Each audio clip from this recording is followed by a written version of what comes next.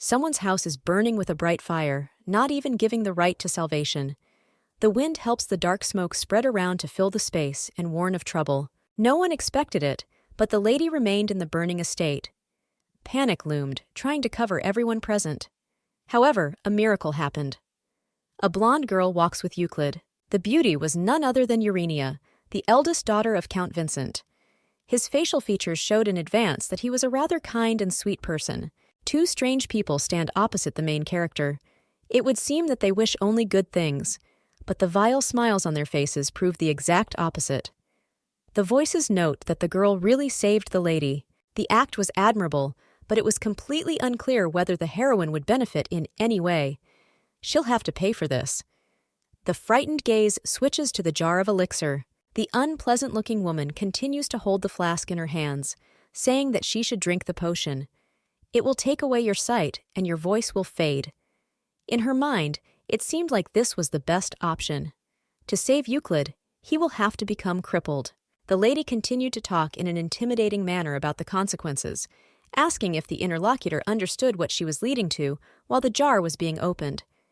The yellow mixture poured like a waterfall onto the young lady, who had to accept the rules of the game. Rumors about everything that happened spread very quickly. Less than a week later, everyone was aware. On the same day, Urania's father offered to marry her to that lady's son, Cassius. The Duke of Euclid's family very quickly agreed to the proposal. It seemed that they were unable to refuse, and so after a while the young people got married. The couple's life was full of pleasure. They were always with each other, and everything was fine, if not for a letter from the girl's father, which spoke of the destruction of a protective artifact under the duchy. Confusion and sadness enveloped the heroine. She didn't want to let her family down, so she had no choice. The girl had to follow the order. The Duke shakes his interlocutor by the shoulders, accusing her of something. He can't wrap his head around how it happened that she dared to do such a terrible thing. The worst fears came true. The monsters broke through the barrier and filled the entire empire. There was nowhere to run. After everything that happened, the heroine began to be called none other than the unfortunate villain Urania. Sadness became an irreplaceable part of her soul. Immediately after everything that happened, the father turned away from the girl, who first used her to commit a crime. The blonde couldn't help but reproach herself and everyone who brought her down. Having taken the drug, the young lady signed her own death sentence. She was promised that the drug would only temporarily deprive her of sight and voice, but the poison of the Parak herb infected the blood, leading to irreversible consequences. The girl realized too late what was happening, and by that time the poison had already managed to reach her heart. Lying on the bed and quietly dying, the lady thought about only one thing. Perhaps if she had a second chance, she would have acted completely differently. Thoughts about how exactly she would do this came into her head. The best solution would be not to sacrifice yourself for the sake of these monsters, who will then betray you. If the girl knew everything in advance, there would be an opportunity to start a new life filled with joy. It seemed that oblivion had already arrived, but the feelings were quite real. The hand lies on the soft bed, trying to feel at least something. The legs were without any shoes, and just like the rest of the body, they were lying on the sheets. Familiar feeling. Rising up, the girl looks at herself and realizes that she is alive. Confusion looms, blurring the soft features of his face. As soon as she turned and looked around the room, memories came flooding back to the lady. It was none other than her room in the castle. Putting her palm to her cheek, the beauty wonders what happened. Until recently, she understood that the end had come for her, but now everything has changed. The hand involuntarily reaches out to some sheet of paper lying on the nightstand. The letter indicates that it is now exactly 4 months before the incident. Surprise covers everything inside. Very soon he would have to enter the duchy's cave and destroy the artifact. It is not clear how this happened. Confusion quickly changes to joy. Beauty couldn't believe that her prayers had been answered, and she was given a second chance to do everything right. A second later, a wet rag flies into your face. A voice says it's time to wash. It's hard not to find out who the owner is. Attempts to escape are futile. The maid Talia is such a pain. She mocked the Duchess all the time, washed the Duchess with a cloth and humiliated her because she is blind. Vile hands grab your face, forcing you to sit still. The maid never recognized the lady as her mistress because she did not spend the night with the Duke. My strength was exhausted and it was useless to fight. Perhaps the best option was to give up, but the solution is not one of the simplest. The procedure is interrupted by a red-haired lady, talking about the Duke's arrival in the capital. The exiled pigeon was proof of this. Leaving Urania alone, Thalia turns around disappointed, saying that everything happened faster than she thought. Even if you start preparing now, you still don't have enough time. Memories stick into your consciousness like a sharp needle. Shortly before going to the cave, the Count ordered to stop using the drug and then destroy the thing. This time, everything will be completely different. The headache gave me no rest. A long time ago, the girl began to notice that she had become dependent on the drug. She needed an antidote. Without a special yang plant, it is impossible to fully recover. She needed to get it, but this could only be done through Vincent's personal doctor. I didn't want to fill my head with bad thoughts, but someday I'll still have to do it. Shaking off the obsession, the beauty decides to think about it later. The first and most important task was to escape from the Duke's estate. No matter how beautiful it is a trap. Cassius must never find out that the girl was deceiving him all this time. Hands clutched the sheets. I didn't even want to think about the consequences, so I needed a clear plan. Determination was displayed on the young lady's face, making her mood clear. The young people should have gotten a divorce before it was too late for any action. Young Vincent arrived in town completely unexpectedly. The preparations were not completed, but Urania tried to carefully see what was happening. Without taking the drug for 3 days, she could vaguely discern the movements of the servants. The eyes seemed like glass, trying to catch at least some silhouettes. Talia continued to scream, notifying everyone that the owner had arrived. The stately and handsome man was none other than Cassius. Adjusting his dark gloves, the man walks through the hall, causing everyone to freeze. Attention is attracted, so the guy, as if mockingly, asks if the heroine has heard that he has returned. According to him, perhaps she simply did not have enough time to hide in her room. Such remarks hurt, so my eyes drop to the floor. The blonde tries hard not to show it.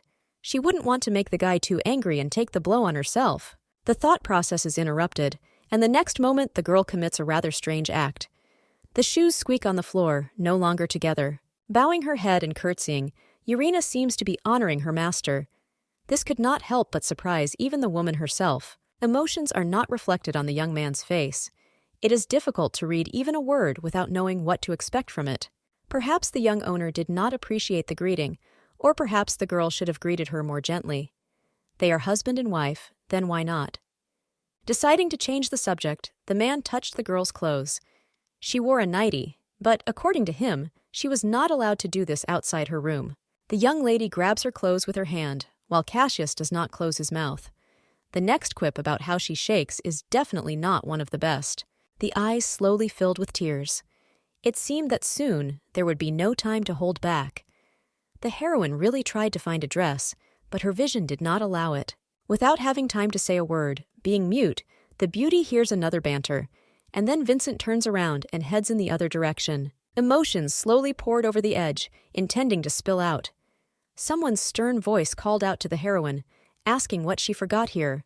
Talia abruptly grabs the fragile hand by the wrist, continuing to scream indignantly. She didn't like this behavior. Bowing at the master's feet, the maid apologizes, saying that she thought Urania was sleeping and therefore did not keep an eye on her. It sounds fake. Asking for punishment, the woman squeezes the poor mistress's hand even more tightly. She doesn't care about pain at all. Vincent indignantly glares at his interlocutor, asking what right she has to such treatment. The maid just looks away in fear. Lavender eyes look menacingly at the interlocutor. Anger flows in a continuous stream, filling the entire space. Taking advantage of the moment, Urania snatches her wrist from Thalia's hands, and then sadly, as if seeking support, looks at her husband. She doesn't understand this kind of concern, but it's still worth finding out. Carefully examining the place, the girl notices that fingerprints are still visible on the light skin. Pain tries to take over the entire body. Gently pointing to the place of pain, the blonde closes her eyelids. The maid begins to make excuses, saying that she didn't grab her too much and that it's not her fault at all. Looks pathetic. The woman bows, expressing her sincere displeasure. This is happening for the first time, and everyone around is in shock. But the main character doesn't need this. Otherwise, she might not end up in a good position. The decision was made quite quickly. Feet, shod in light shoes, glide across the parquet, heading towards the right person. The angry expression still makes you wonder if the Duke really meant what he said. There is no time to think. You need to keep going. A smile spreads across the blonde's face. Perhaps, by trying to become an exemplary wife, taking the initiative into her own hands, she will be able to get something in return. Approaching even closer, Urena stops almost a step away from her husband. It would seem that they are looking at each other, but the man should not have known about the slow return of vision. The surprised expression freezes, while the owner notices that she can walk. He thought that she could hardly stand on her feet, but it turned out to be the opposite. The blonde doesn't know what to say. It's quite strange to try to get out of the situation, but she has to come up with something. It is advisable to do this urgently. The next decision quickly slips through, and a fragile hand reaches out to the man, as if trying to grab onto something. The palm, inside a beautiful black glove, was twice as large as expected. A careful look runs up the body. The girl shakes hands, which looks quite strange from the outside. It's hard to imagine what her goal is. Slight anger is reflected in the man's eyes. He is not particularly annoyed by this behavior, but it is quite difficult to understand what motives this girl is pursuing. Exhaling air, the interlocutor begins his tirade. He noticed that the lady had changed, but did not expect her to completely lose her fear. Strange sensations looking at all this. The main character's facial expression changes in a split second. Not understanding what just happened and why she's doing this, she tries to calm down. Looking somewhere to the side, Aurelia, somewhere in the depths of her soul, understands that he is right.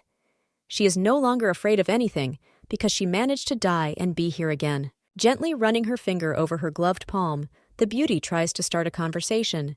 She needs to see the clearing that was mentioned in the conversation a long time ago. Still not letting go of Vincent and trying to win over the man as much as possible, the interlocutor asks if this can be done. Pulling out his limb, the young man did not even raise an eyebrow at any requests.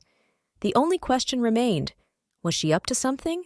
Out of nowhere, a guy with gray hair appeared in front of the people, Guile Desmond. He is none other than the butler of the Amon estate. The gaze switches to the man. The main character knows exactly who it is, because only this person treats her well without any reproaches or disobedience. Not even willing to listen to the greeting, Cassius turns around, ordering everyone to return to their rooms. The blonde doesn't pay attention, as she wonders if the servant fulfilled her request. The cute boy turns to his lady, about to say something. Perhaps his words will be associated with a promise. The girl turned out to be right, because the butler says that they have cleared the road to the lake. The only downside is that they are not allowed to go too far into the forest. The unexpected detail in the form of a lake greatly amazed the heroine. She knew about the clearing, but she didn't think at all that there was a body of water somewhere nearby. The next step, again to meet the Duke, was what was needed. The blonde needs to find out more about this place at any cost to be sure. Folding his arms across his chest, taking a militant pose, the guy frowns. The question is asked, and he really wonders why Urena needs all this. Trying to pretend to be a caring wife, the girl again grabs her husband's hand, saying that, having heard about his return, she asked to clear the road of snow. A man would probably want to relax there. The efforts were not appreciated, because Vincent became wary. He suddenly became very interested in how she knew about the lake. Continuing to smile without showing it, the girl says that she noticed his habit of going there often. Everyone knew about this, including the servant. The lake is famous for the parak grass that blooms there, which has poisonous properties. Only in water does the plant acquire a healing effect, and Cassius constantly goes there for various reasons. Gestures of goodwill have almost lost their meaning, just as hope has been lost. The young man's ardor did not subside, trying to find out where such information came from. Deciding to stand until the last, the lady remembers her mother, who, according to her, told her about this a long time ago. Once again, tearing out her palm, the guy says that she should better forget about this lake, otherwise there may be bad consequences. The girl seemed to not want to let the guy go. The small hand clings again, as if begging. Humiliated, the main character only continues to ask and insist on her own. It is impossible to give up what you have planned just like that. Cass's patience had clearly run out. Almost shouting, the man orders him to be left alone and to stop testing his already shaky patience. Disappointment and quiet horror slowly mix. The girl did not expect such an attitude towards herself, although she perfectly understood what she was getting into. The opinion quickly changed, but the Duke refused to carry her back if she suddenly became cold. Euclid was grateful. Out of nowhere, a red-haired person appeared. The maid notifies that they have brought a cape for the mistress, which will keep her warm. The cold crept under the skin, threatening to freeze everything inside. Exhaling steam, The beauty realized that perhaps she had not dressed for the weather. A thoughtful gaze settled on the interlocutor, asking if it was normal for her to walk like this. It was obvious that she was cold, but she didn't want to admit it. Lightweight slippers with little insulation are more like flip-flops. Obviously don't help. Urania's shoes are completely inappropriate. Lowering her sad eyes, the blonde thinks to herself about shoes. She really tried to find something, but her vision ruined all her plans. Deciding not to dwell on the Duchess's strange behavior, the young man suggests moving on. In a past life, the heroine hid from Cass, trying with all her might to hide her deception. But this time, everything will be completely different. Barely keeping up with the tall figure, the lady was only thinking about how to establish contact. The first step was to start a conversation in order to discuss at least something before the divorce. Turning half a turn, the man asks what happened, because for some reason the girl started touching his back. The main character needed to talk no matter what, so she grabbed the Duke's palm. It wasn't that simple. The blue gloves got in the way very much, preventing me from concentrating and finishing the job I started, which is extremely annoying. Without trying to do anything else, the blonde seemed to fall silent, but after a second, Vincent offered to carry her in his arms.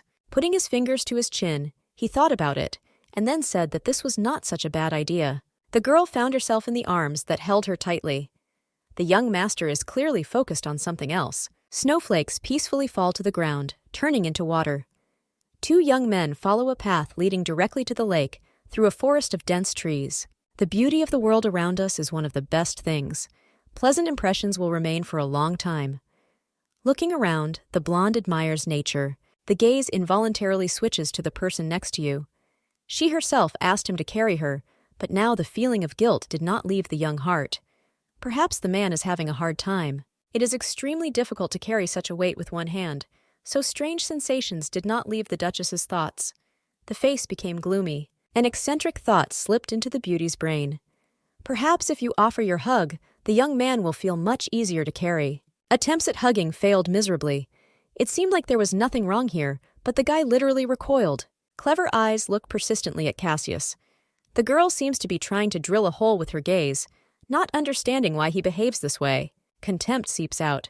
Perhaps it's just a suspicion or something else. The Duke says that she communicates with him as if she sees him clearly. The plan almost failed. Confusion covered the sweet face when the heroine remembered that he did not know about the vision that was returning, and he did not need to know. Silently looking somewhere behind the young man, the beauty tried to hush up the incident that had just happened. Awkwardness is one of the strongest feelings that makes you blush. The man, as if nothing had happened, looks into the distance. It's a strange occupation if you think about it, but no one is given a choice, so everyone does what they want. Light slippers, in which graceful feet are shod, fall to the ground. Enough time has already passed, and the couple managed to reach their destination. A strange thought haunted the young lady. The young man lowered it quite gently. There was no hint of anger or disdain for the person in his actions. The silence quickly breaks when Cass once again asks what the purpose of their coming here was. Some things remain a mystery. An already proven trick is the most reliable. The hand, but this time without a glove, gently touches the cold skin.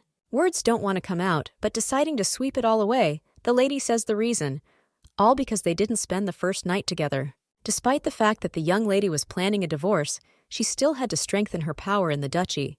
This will help a lot in the future. For the plan, everyone must know that the young people are a real couple, so the girl reaches out to the guy's hand, asking to preserve her honor. There is mockery in the interlocutor's voice. He believes that honor is out of the question. Everyone around always laughs at the lady because she is blind and dumb. The Duke continued to glare at the girl. She didn't like it very much, considering that everyone knew that she was an eyesore for Cassius. A smile spreads across her face when Vincent again asks why she needs honor after all. There is no benefit in this, and there never will be. Trying not to cry, closing her eyes, the girl communicates as usual. She is also a person. Then why shouldn't she think about this? The strange expression on his face does not leave the owner. Perhaps he is simply not pleased with everything that is happening, or perhaps something else is involved. Turning to the interlocutor, the man asks his question again. He doubts that this is true, but he has no choice. Changing the subject, the guy talks about how surprised he is that her body is holding up in such cold. Not even a minute passes before Cass, moving away from the beauty, begins to take off his clothes. The heroine barely manages to close her eyes tightly. Her memory was clearly failing her, because the girl even forgot about the fact that the guy comes here to swim, and that's why such things are happening now. Trying not to pay attention, the lady asks to pull herself together and finally begin the part to carry out the plan. The gaze is directed to the lake. Beautiful, dark surface with sparkling snowflakes. There should be a paracurb in here somewhere, as well as an antidote. You should not pay attention to a person who at that time is already waist-deep in water. The water is probably icy, and it's scary. The young man looks somewhere at his feet. He is looking for something, or just lost in thought. It is difficult to read emotions on a face that does not want to give even a single chance. Curled up into a ball, the young lady suddenly seriously wonders whether he is cold. In such weather, it is better to stay at home, or at least dress warmly, and not go into the ice hole. After a moment, the man plunges headlong under water. Any hint of anyone's presence evaporates forever. Several minutes have already passed, but the silhouette still does not appear on the horizon. Panic seizes the beauty, and she begins to loudly call Cass. It seemed that no action brought any change. If he hears it, the young man is obliged to emerge.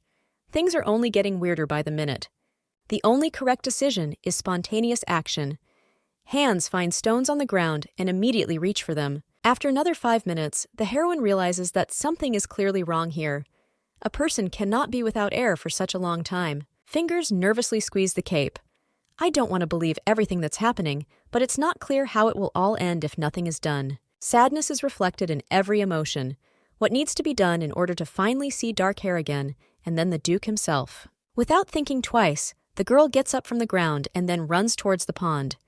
It might not be the best decision later, but right now it doesn't seem to matter that much. The head, like the whole body, is slowly immersed in cold water. The limbs do not want to obey due to the sudden change in temperature. One memory comes to mind. A person not gifted with magic immediately dies. At the age of 10, the heroine managed to attend a funeral, and it was then that she met Cassius, a little boy who didn't know anything yet. As it turned out, his father, the previous Duke Euclid, died in the war, in battle. One of the saddest news for the kingdom. It was clear to everyone present that his son was in terrible pain, but he held on until the last. The kid did not utter a word, standing in splendid isolation. Even as a child, the girl was already sad about this. I didn't want to believe that it would all just end like that.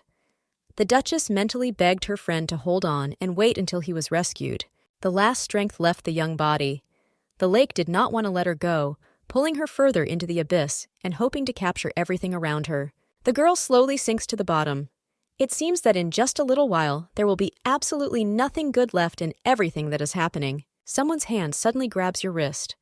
The Duke noticed the drowning person in time, and deciding not to waste a minute, saves her. The face looks worried, while the young man tries to swim higher and higher towards the shore, hoping for a successful outcome.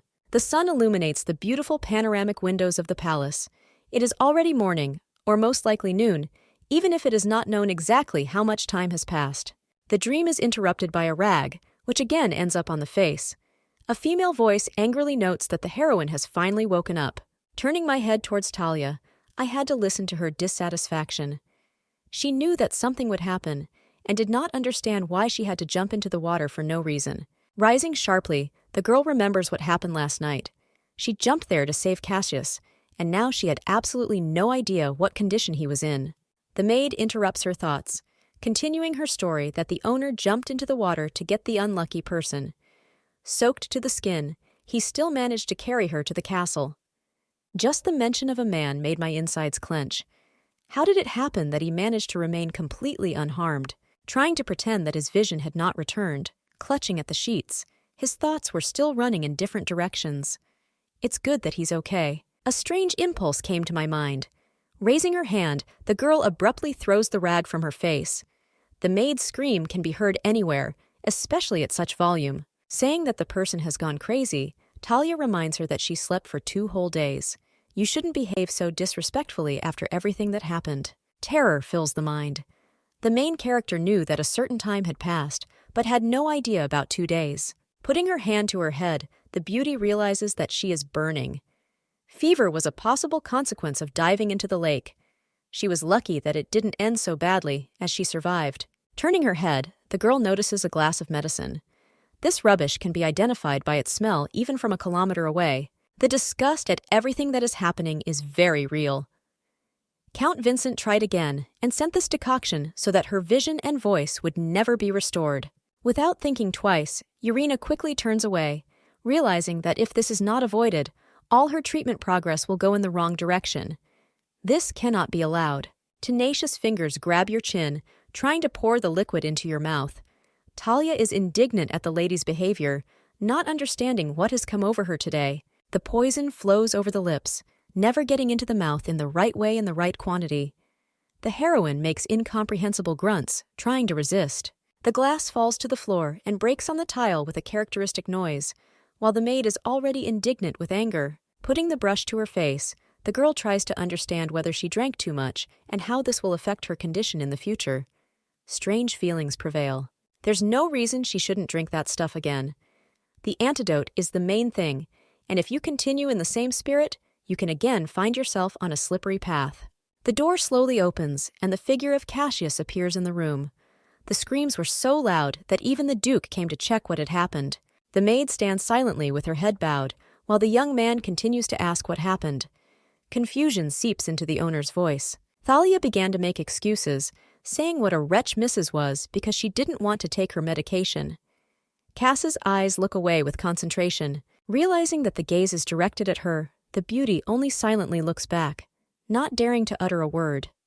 Worries still creep into my head. A moment later, a tone full of anger ordered the maid to get out of here.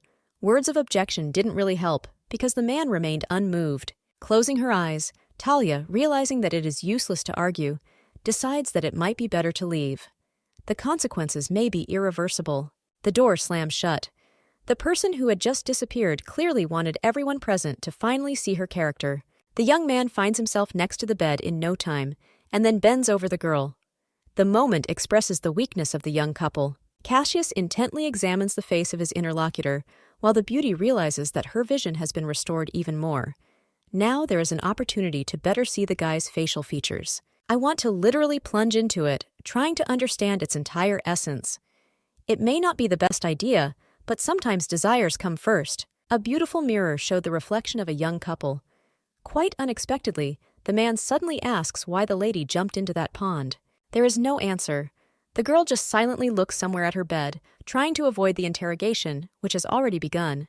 The hand convulsively squeezes the sheet. It's very hard to become someone you're not yet and reveal your secrets. The man's palm gently touches the opposite. Moving closer to the young lady's body, the young man demands an answer. He insists that he be told the truth so that all this will finally stop.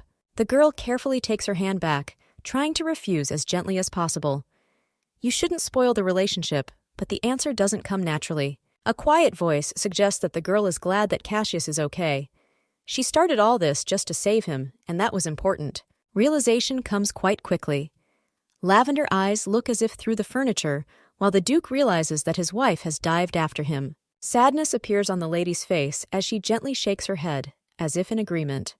There's no point in hiding now. Sudden changes in emotions are frightening. An indignant voice shouts, saying that the person should have known that diving there without magic is dangerous. The anger evaporates somewhere. A calm tone asks not to do this again, so that nothing bad happens. According to Vincent, even this time was enough for him. I didn't want to admit it, but it was an obvious thing. The young man is angry with the beauty. The motives are difficult to understand, but even so, everything is clear. The best solution is to simply apologize. The hand carefully reaches out to the dark suit the guy is wearing. The young man did not expect such a turn, and in order not to fall, he has to take measures. The hand tenaciously grabs the head of the bed. A silent question lingers on Cassius's lips as the couple continues to look into each other's eyes. Something is bound to happen. Tenacious fingers grab her husband's shoulder. The girl follows her plan, trying to do everything in the best possible way for her. A second later, something happens that definitely could not be expected. Clasping her hands, the blonde hugs the man standing next to her, trying to prove her gratitude. The next words are nothing more than sorry. She's really sorry that this happened. She didn't want to do this, but accidentally forgot about the properties of the reservoir. Trying to break away from the lady, the guy asks in surprise what that just happened. There was no need to blatantly take advantage of the moment like that. Urania looks quietly and intently at her interlocutor. She cannot explain her momentary impulse and her actions in general. Exhaling in disappointment, the guy asks how she can behave like this. This is not appropriate, and even if she is allowed, it does not mean anything. The girl is about to get up in order to try to take at least some action. A strange thought comes to mind about the blanket in which she is wrapped. Why does she need him? The realization came quite quickly. All this time, Urena was dressed inappropriately. A light nightie that was not suitable for meeting guests. Colors of shame filled the cheeks of the main character. She didn't want to admit it, but she really did wrong when she didn't check what she was wearing. The only correct solution came to mind quite quickly. Grabbing the blanket, the girl wraps herself tightly in it. The bell for calling the staff, which had been lying peacefully on the bedside table all this time, ends up in the hands of the Duke. The ringing echoes throughout all the chambers. A moment later, Talia appears in the room. With folded hands, the person asks what happened and why she was called. The man asks about the treatment of his betrothed, mentioning the fact that the blonde could have swallowed parrot grass in the lake. In this case, you should take white grass. The realization seems to come out of nowhere. The white grass is the yang herb that was so persistently sought for use as an antidote. The gentleman asks to carry the medicines when ready, but not to force them to take them anymore. The maid agrees, while something inside Urenia rejoices. The stern tone returns to its rightful place. One last warning and one only. If the maid dares to humiliate his wife, then so does the master. Strange behavior haunts me. A man could not change so quickly and turn from a cold heart to a kind one. Misunderstanding covers the blonde. Did Cassius really take the side of his betrothed? And all this is the truth. Words from a few days ago pop up in my head. The girl asked to preserve her honor and leave at least a drop. I couldn't believe that the young man somehow listened to the young lady's words. Everything seemed fake, but there was no choice. You had to believe for your own good. Not even a few hours had passed before the dark-haired maid stood in front of her mistress, asking about her wishes. Perhaps they should have called a different maid. Bowing her head in agreement, the blonde expected the urgent completion of her task. This was extremely important. Understanding what they want from her, the girl says that everything will be done. She wants to help the owner at all costs. The door slams shut. Lena is really very kind and always takes care of Urenia, understanding her situation. Even Thalia's machinations are not an obstacle in this matter. The memories were not the best. In a past life, this girl helped her even after everyone turned away from her. When the heroine was locked in the tower, no one wanted to communicate with her or even bring food, but Lena always tried to do everything in the best possible way. Melancholy almost captured the beauty at that time. Sitting exhausted, she really needed support. Thoughts were interrupted as soon as two maids appeared in the room. The promise was fulfilled, and in record time. A slight smile appears on the lady's face. Ophelia will be very useful in the plan to escape from here. Allies will not interfere, and this girl is the Baron's wife, who was deprived of her status. She was originally Euclid's personal maid, so an alliance with her is very beneficial. The maid can easily replace Thalia, and it will be quite simple to pull off. There will be no one on the way who could interfere. Remembering the letter that needed to be sent, Urena started a conversation on a completely different topic. Turning to her interlocutor, she mentions the loss of Ophelia's child. A surprised voice asks how this is known. There is no answer, since Lena told about this a long time ago in the tower after everything that happened. Taking the piece of paper from the table, the girl continues the conversation again, promising that she will help find the child. This will be the best board. Mercy is one of the most important things in this world. The Duchess continues the story, because after helping, she will allow them both to live on the estate, but she needs something in return. Tears of joy freeze in green eyes. Asking again, the girl does not believe that this is possible, and then thanks. The conditions are the simplest. You need to keep an eye on Thalia, and as soon as she does something strange, report immediately.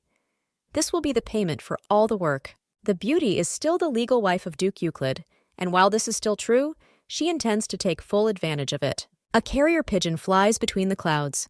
There is a letter tied to the paw, which is probably intended for someone specific. Sitting on the windowsill on the other side of the window, the bird lightly knocks its beak on the glass, announcing its arrival. Approaching the windowsill, the girl realizes that this day has come. The letter that destroyed her entire life has arrived, and now all she has to do is get it right. The Count mentioned why Cass ordered him to stay at the festival in the capital. The time has come, so it is worth destroying the protective artifact. Thoughts are galloping around in the young lady's head. It's better to become the Duke's shadow than to sign your own death warrant. The hand is shaking, but there is enough strength to write that the girl refuses to do this. The paper is folded again and tied with ribbon. The hands slowly rise into the air and then release the postal bird. The job was done exactly as required. The girl's face lit up at how proud she was. For the first time in 20 years, she managed to defy Count Vincent. Something from the category of fantasy. Rejoicing in her small victory, Urena decides that it is better to die in battle than to become a puppet. Nothing can be changed. The thought of a poisonous drug that is used to drink comes to mind.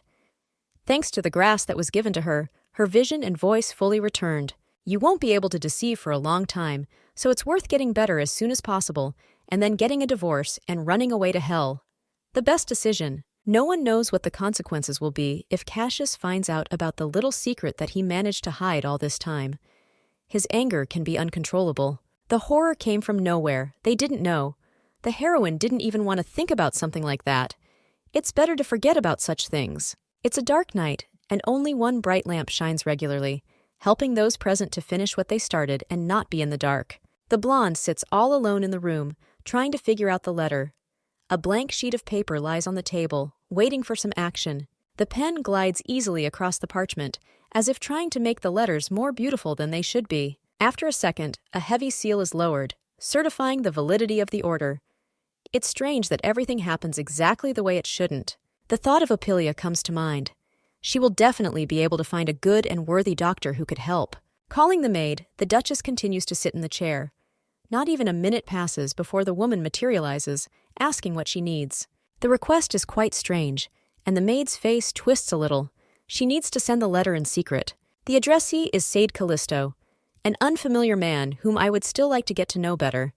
I wonder what this man's motive is. A middle-aged young man in strange clothes asks what is so important written on this paper. There is obvious interest in his gaze. A man with long, beautiful blue hair raises his hand with a leaf in the air. Without holding back, he chuckles with interest. The answer does not take long to arrive. Less than an hour later, the letter lies on the windowsill, saying that anyone for a lot of money. Slight anger appears on the young lady's face. She complains to herself about Saeed's character. He, as always, cannot be imitated. Someone's voice pulls her out of her thoughts, calling her mistress. Perhaps someone needed something urgently, and she needed to figure out what it was. Lena, approaching the box, says that they have good news. Miss Ophelia was reunited with her child and conveyed that the request was fulfilled in the best possible way. The waste is no longer an issue, and that's for the better. In her thoughts, the girl notices that her voice is not yet very good, but her vision is completely restored, which means that soon it will be possible to raise the topic of divorce. The beautiful corridor literally absorbed the girl. In this life, Cass did not go to the capital, and perhaps it was because of the lake, but no one knew that. The maid, carefully holding the beauty's hand, led her along the corridors. This life will pass in a new way, the path it needs. Approaching the main hall, the blonde notices two people. The servants greet the mistress and then obligingly bow. The question of how she is doing makes you freeze. Strange sensations make your whole body literally soar. Confusion is reflected in a slight note on the face. There is no one behind Urania, which means they are talking to her, which can't help but put her in a stupor. It's strange what happened to them all of a sudden. Thoughts jump in different directions, while Lena gently pushes her friend. Everything that is happening quickly becomes clear. The Duke called everyone and ordered them to treat the young lady with respect. Realization comes at that very second. The maid goes off into her pink dreams, talking about how cool Cassius looked when he pulled the Duchess out of the lake. The lady refuses to shut up, continuing to talk about the moment when the man came to the castle holding his wife in his arms. Switching to something else, the girl still turns to the person standing next to her, asking if she was scared. The only answer is an awkward smile. Realizing how much she is talking, the maid abruptly falls silent, and then asks for forgiveness, as if trying to make amends for something. A male voice calls out to Urania, calling her by name. Everything happens quite quickly, but the girl manages to turn around. Cassius looks menacingly at his interlocutor. He did not allow her to go out until she was completely recovered. Militantly folding his arms across his chest, the guy demands that she explain herself. It's really quite strange, but it looks like he's angry. A slight smile of humility appears on his face. Perhaps Lena just got something wrong, because the Duke she knows certainly couldn't act worried. She even managed to believe in such a miracle, but everything quickly dissipated, Fingers tightly grip a piece of paper. Shyly looking away, the beauty holds out a note. She is ashamed of her actions, but this cannot wait at least a few more days. Vincent's hand carefully takes the offered item. He can't wait to find out what's written there. Cold-bloodedness is sometimes very surprising, because not a single muscle of the face even moved. The glance runs over the clumsy handwriting. The eyes widen in surprise, making it clear at least some emotion. This is nothing more than a strange confusion. The voice seemed to almost tremble, however, pulling himself together. The guy asked again whether they really wanted to divorce him. The eyebrows frown as the young man asks questions in surprise. He wonders what happened to make her behave this way. Fright is trying to get through, but there is no way out. Therefore, bowing her head, the Duchess tries not to show that something is wrong here. Without allowing her to explain anything even with her methods, the man turns on his heel and then asks to follow him. Joy is all. In her thoughts, the girl is already rejoicing. Perhaps Cass wants to sign the papers right away, and then it will all be over. Trying to show with gestures what they need to do, Urania says that they should follow the Duke. Slight confusion is clearly expressed on the beauty's face, but the maid does not dare to contradict. Stairs and corridors are all that can be seen at the moment. The path is not the shortest, and the estate, on the contrary, is too huge. The dark-haired young man is almost approaching the desired door. Only he alone knows why they all came here. The blonde is trying to walk as quickly as possible. She can't wait to sort this marriage out once and for all. The feet, shod in beautiful blue shoes, are literally entwined, clinging to each other. Quite comfortable shoes, but not the best combination with speed. Lena is noticeably nervous. She tries to hold the Duchess tightly to prevent her from falling, but she doesn't do a very good job, so she asks her to slow down a little. Turning her head, the brunette asks the owner to go slower, because the girl can't quite keep up with him. Patent leather shoes freeze. The man decided to listen to the advice and, apparently, decided to stop and wait. Anger takes over his entire body again. He is outraged that the girl, who is not fully recovered, is walking around and also offers to get a divorce. Urania really doesn't want this, but this is the only way she will have at least some chance of a full life, which she has dreamed of for so long. Grasping the hem of her dress with her hand and then squeezing it, the girl continues to remain silent. She has no other choice, even if her voice has returned. Trying to soften what is happening, the blonde smiles. You shouldn't aggravate your situation. Otherwise, there will definitely be no point. The pupils seem to shrink on their own. The man clearly does not know how to react to such an attitude towards himself. The smile becomes even wider. A mischievous thought pops into my head. It might be worth trying again. One of the effective methods that has already been tried. The guy's cheekbones tense. He still doesn't understand at all what is happening and what he should expect as the next step. A silent question freezes on the Duke's lips. Perhaps it was really worth asking something, but there was absolutely no time for this, so it's worth keeping your mouth shut. The girl's face turns bright red. She didn't even have time to do anything, but something had already made her embarrassed. How embarrassing. The voice addresses the interlocutor. She again tries to confuse the young man, leaving him no chance to get out. A cold gaze is focused on something superficial. The girl again does some strange things, thereby ruining everything. Shaking her head, the blonde tries to explain something. She herself is already tired of all this, but she has no other plan. If someone manages to interfere, then the whole divorce plan will go down the drain. It may all be false, but Cassius does not look happy after the news of his wife's intentions. A few seconds later, a warm male hand carefully takes Euclid's palm. All thoughts immediately evaporate somewhere, without giving a single chance for rethinking. Grabbing the brush, the Duke throws it over his shoulder. He clearly has his own clear plan on how to turn everything in his favor. Surprised, Urania finds herself in the arms of the brunette. She can't help but be confused by everything that's happening, but there are only more questions. The girl doesn't want to let go of the guy's neck at all.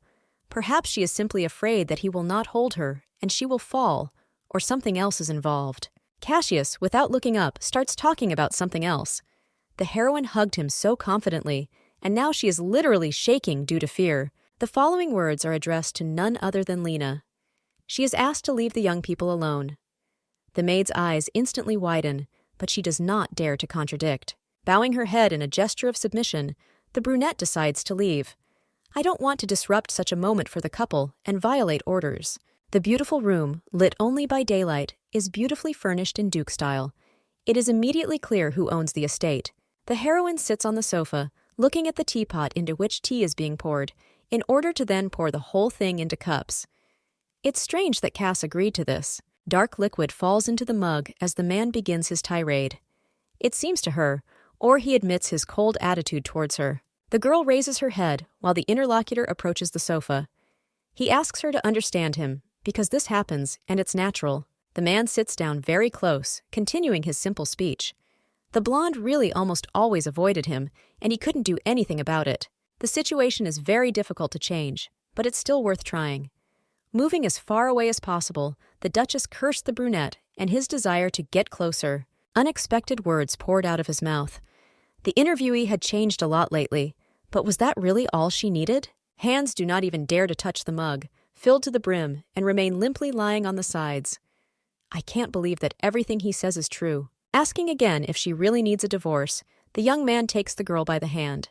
The sensations are one of the most unpleasant and at the same time exciting. As if remembering something, the man says that after mentioning the divorce, the girl literally became fearless. Behavior worsened. It seemed that Cassius was a big tiger, and Aurelia was a small, defenseless rabbit. It was necessary to remain calm, but it was quite difficult to pull it off. It seems that the statement of his desire greatly hurt the guy. The girl did not expect such a turn at all, but she should not have expected anything supernatural. Sharply spitting out the contents of the cup, the heroine recoiled from the table. My tongue was burning very hot. The tea turned out to be too hot, and she clearly did not calculate it. Putting her hand to her mouth, as if trying to smooth out all the pain, the beauty does not show it. I really want to scream, but there is no way out. She pretends to be dumb. Out of nowhere, the Duke appears in his hands with a napkin, which he intends to apply to the girl's cheek or mouth. Is this a concern? Carefully continuing his actions, the brunette asks if the interlocutor was burned. He needs to know what happened and how to help her. Gently running a cloth over his chin, he still carefully looks at the burn site. The eyes widened, and the main character just continued to stare. The focused gaze of intelligent eyes tries to drill a hole, even if all attempts remain only temporary. The hands seem to stretch forward on their own, and then push the young man quite hard into the chest. In trying to push away, nothing matters anymore. Surprise and even some disappointment prevail.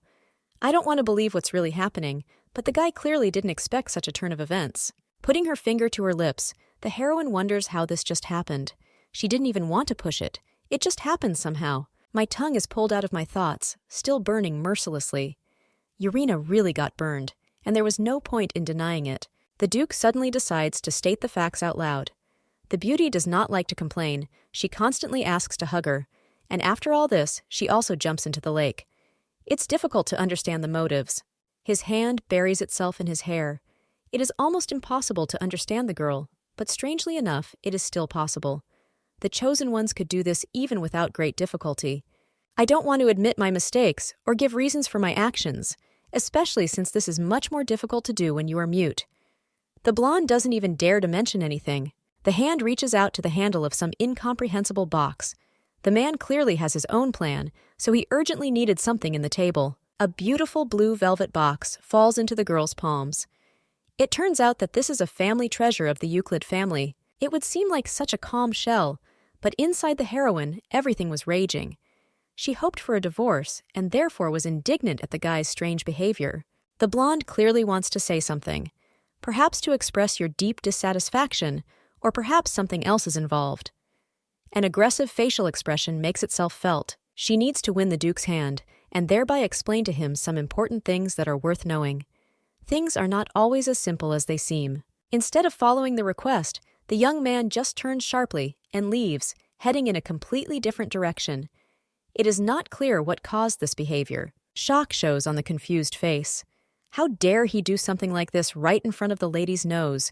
It is unacceptable. Already at the door, the brunette turns, asking the lady to take the duty of the Duchess responsibly. The reward will be that Euclid will also live up to her expectations. The door closed with a slam, and then a deep exhalation was heard from the blonde. Everything will clearly not be as simple as she would like. Attention is again drawn to a small box lying peacefully on an oak table very close to the sofa. Hands naturally reach for the little thing. It already seems that the body is not under the heroine's control, but this is not the case, because she can still think about how she shouldn't do this. The eyes widen more, becoming like apples. I can't believe that what the girl now has in her hands is so valuable. This beautiful necklace is the symbol of the duchy. The colors go well together, making it clear how rich and luxurious everything is. Awareness comes at that very second, dissipating all the joy from the thing received. If Cassius gives such a thing, it means that you can completely forget about divorce. In modern times, divorces and short marriages are not uncommon. You can get something useful from this information. The man definitely doesn't care about his reputation, which means the reason lies in something else. The girl couldn't believe it at all, but does Euclid still blame himself for the fact that the girl lost her sight and head when she was saving his mother? Many unrevealed secrets remain sealed for centuries. The gaze switches again to the velvet box. It is not clear what needs to be done about this. She has no intention of wearing the necklace, but the Duke has given different orders. A mischievous thought pops up somewhere in the back of my mind. By selling this thing, you can earn so much money that you will never have to work again, which couldn't help but rejoice. The opinion changed very quickly. Lowering the pendant back to its rightful place, the girl only thinks that she cannot do this. Pushing the belongings away from her, she silently reflects.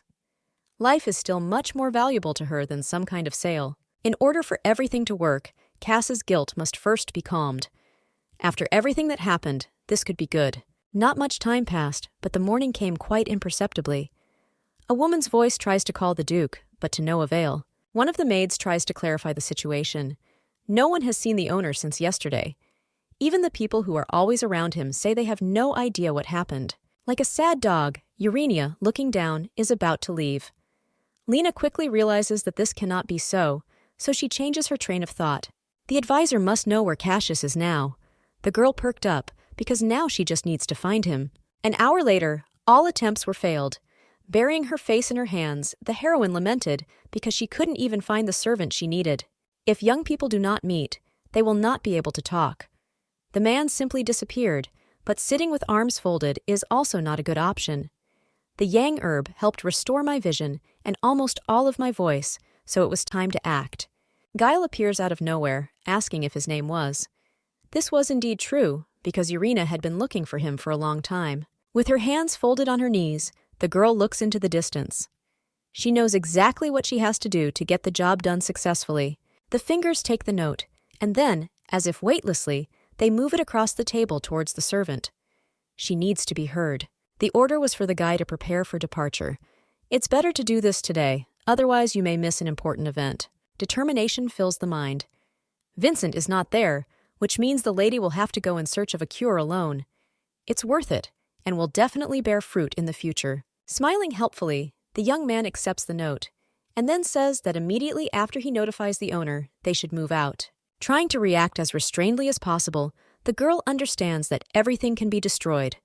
Cassius must never know about this, otherwise something will go wrong. The blonde looks menacingly at Guile, and then points her finger at a piece of paper. He must turn the note over.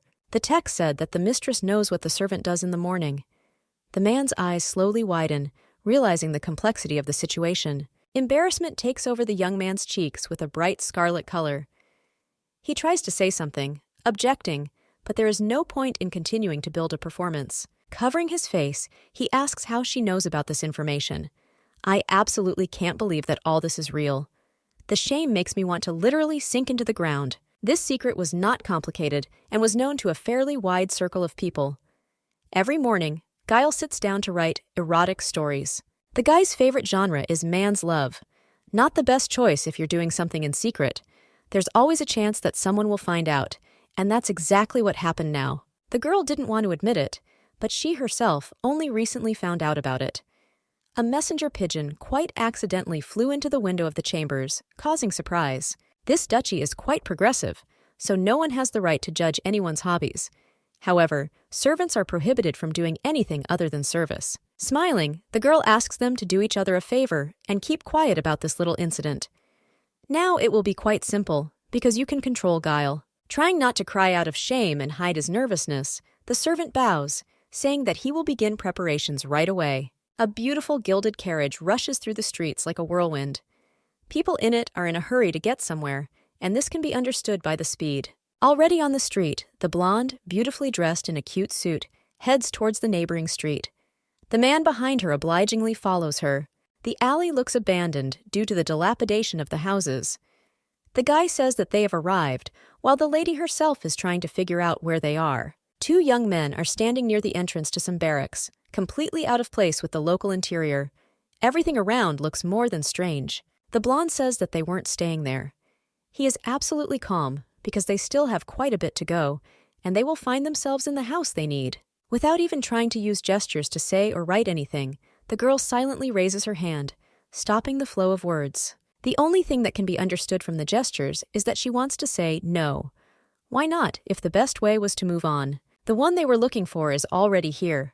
A young man with long bluish hair waves his hand in a friendly manner, as if inviting you to go inside. This man is Callisto Said, the head of the mercenaries. Putting his hand to his chin, he seems mockingly surprised that Duchess Euclid herself appears here. The girl is a little sad. This man is an old childhood friend, but he died even before her. This cannot but bother you, even if it happened in a past life. After the destruction of the artifact, monsters climbed through the gap, and therefore the Empire wanted to use mercenaries. This seemed like the best solution at that time. The guild raised prices exorbitantly to get even more money, and some say Callisto was responsible for this decision. Cassius killed him. Coming closer, the guy, like an older brother, puts his hand to the heroine's forehead, jokingly remembering the promise. She is not his wife, as she promised in childhood, but someone else's. Patience is like an overflowing cup bursting at the seams. A girl with a murderous gaze looks up menacingly. Her desire is very simple, because she needs someone to move away from her. Angry at the man, the young lady waves her arms, trying to remain as calm as possible. Laughter flows throughout the room.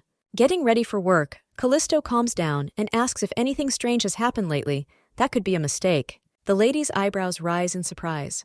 She tries to express her thoughts in this way because it is difficult to understand what should have happened. Slowly leaning towards her interlocutor's ear, Ced reminds her of her father, who is another example. The Count constantly strives to ruin everyone's life. The girl hits the boy in the chest with her small fist. This is all, of course, in jest, but anger already seems to be an irreplaceable thing. No longer trying to encrypt herself using notes, the lady asks to tell her in more detail, because it is really important for her to know what insidious plans her relative has. Raising his head and joking again, the man smiles, talking about how he missed his friend's nasal voice. Tears of happiness are very difficult to hold back. Leaning closer to the mistress's face, the guy tries to continue his sarcastic speech, while Guile does his best to remain calm. A tired look makes it clear how difficult it is. He asks if the friends would like to choose another place for all this fun, even if there is no answer.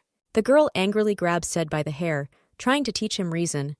A childhood friend tries to resist Rennie's pressure, begging him to let go. The reserves of sarcasm have clearly dried up, and so the boy asks that it all end, and in return, of course, he will tell everything.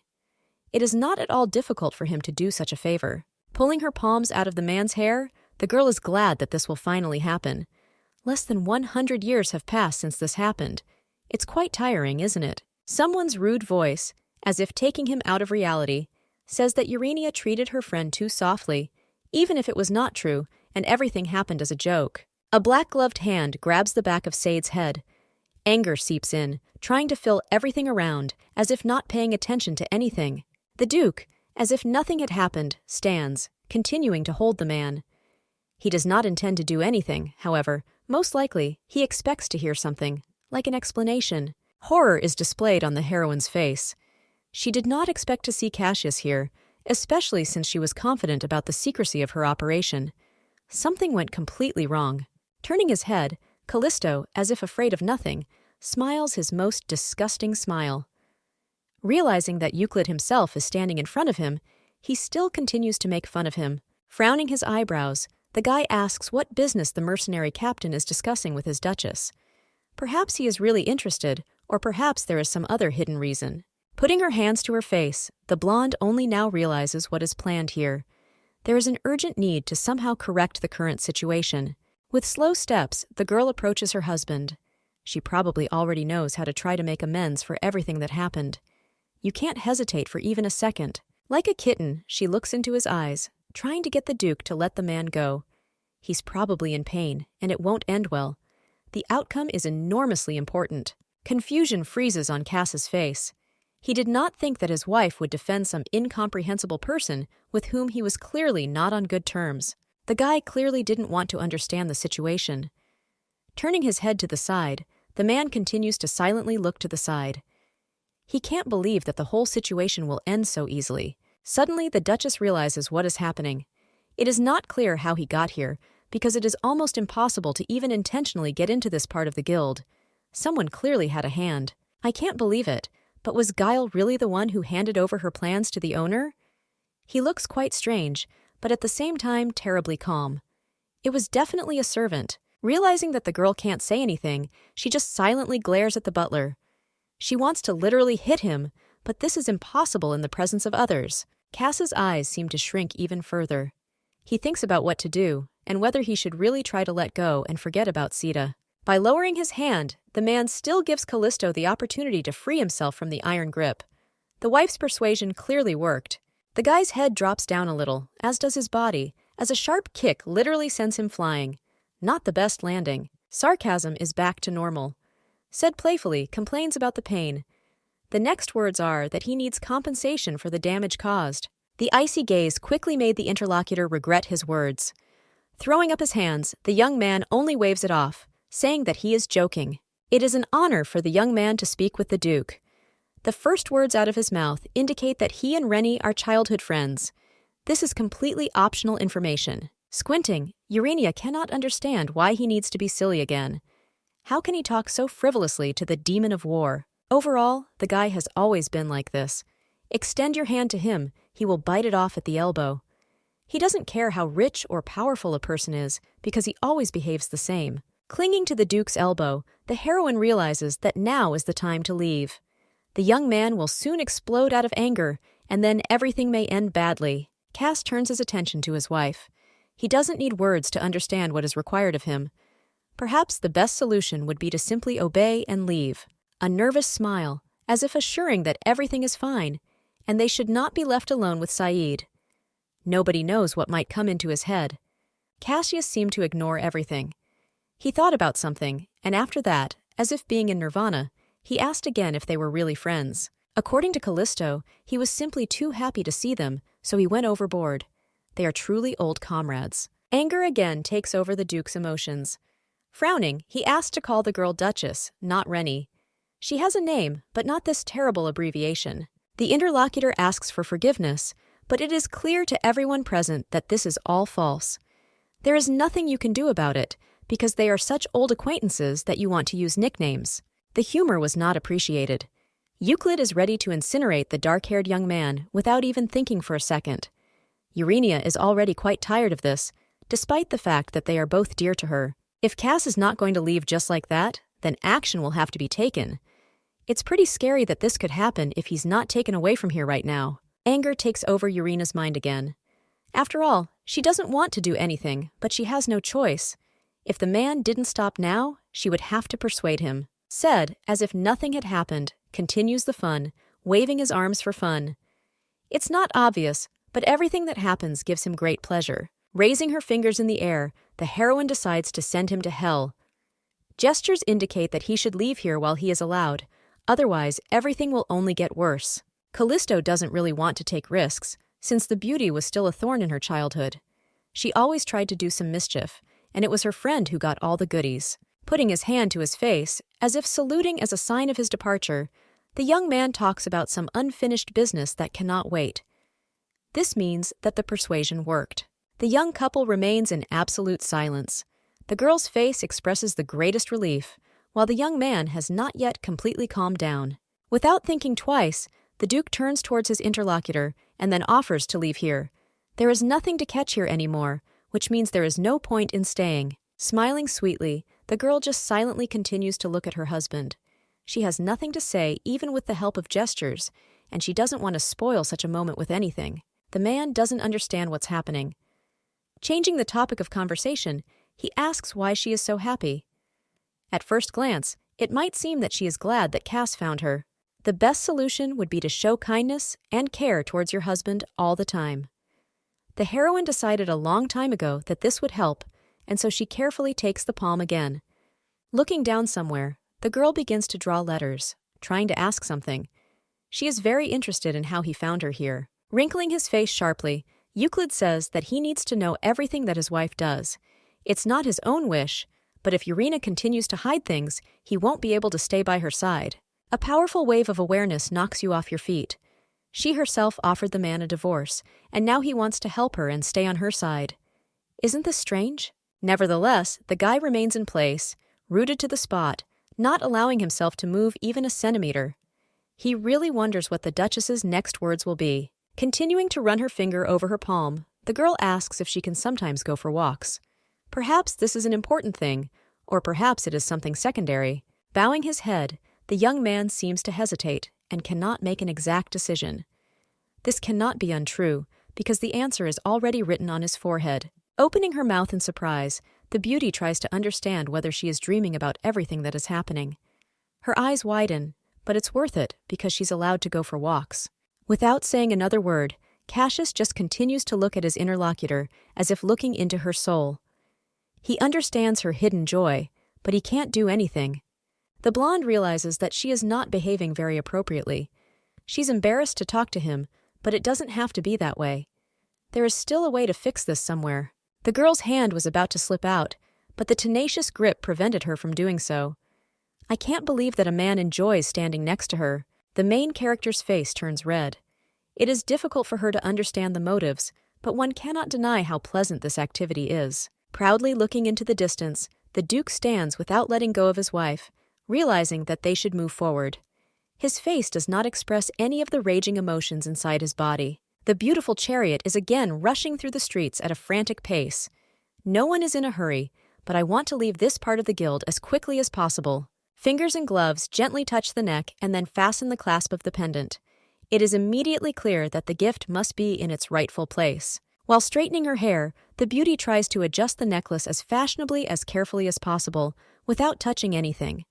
The Duke rejoices at his job well done. The girl's eyes drop to the pendant. She still can't believe that she managed to agree to this without even resisting. In the palm of your hand lies a beautiful silver whistle. Nothing special, but at the same time done quite well and solidly. She wonders what this generosity is all about. This is the second decoration I've made recently. There is something important hidden here, and we have to find out. Memories are carried back to a few days ago, when the blonde was sitting on the bed and still looking at the pendant. Strange coincidence. Carefully bringing the whistle to her face, she wondered what could be done with it, or how to test it.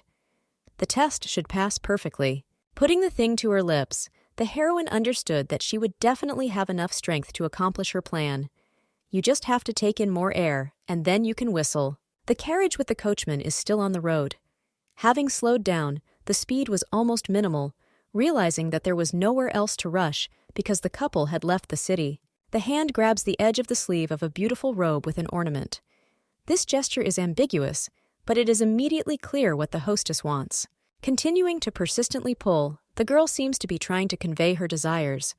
Both people in the carriage do not express any visible emotions, only complete indifference. The Duke finally understands what they want from him. It wasn't difficult, but it took time. Asking again, he clarifies whether the girl really wants the boy to take off his jacket.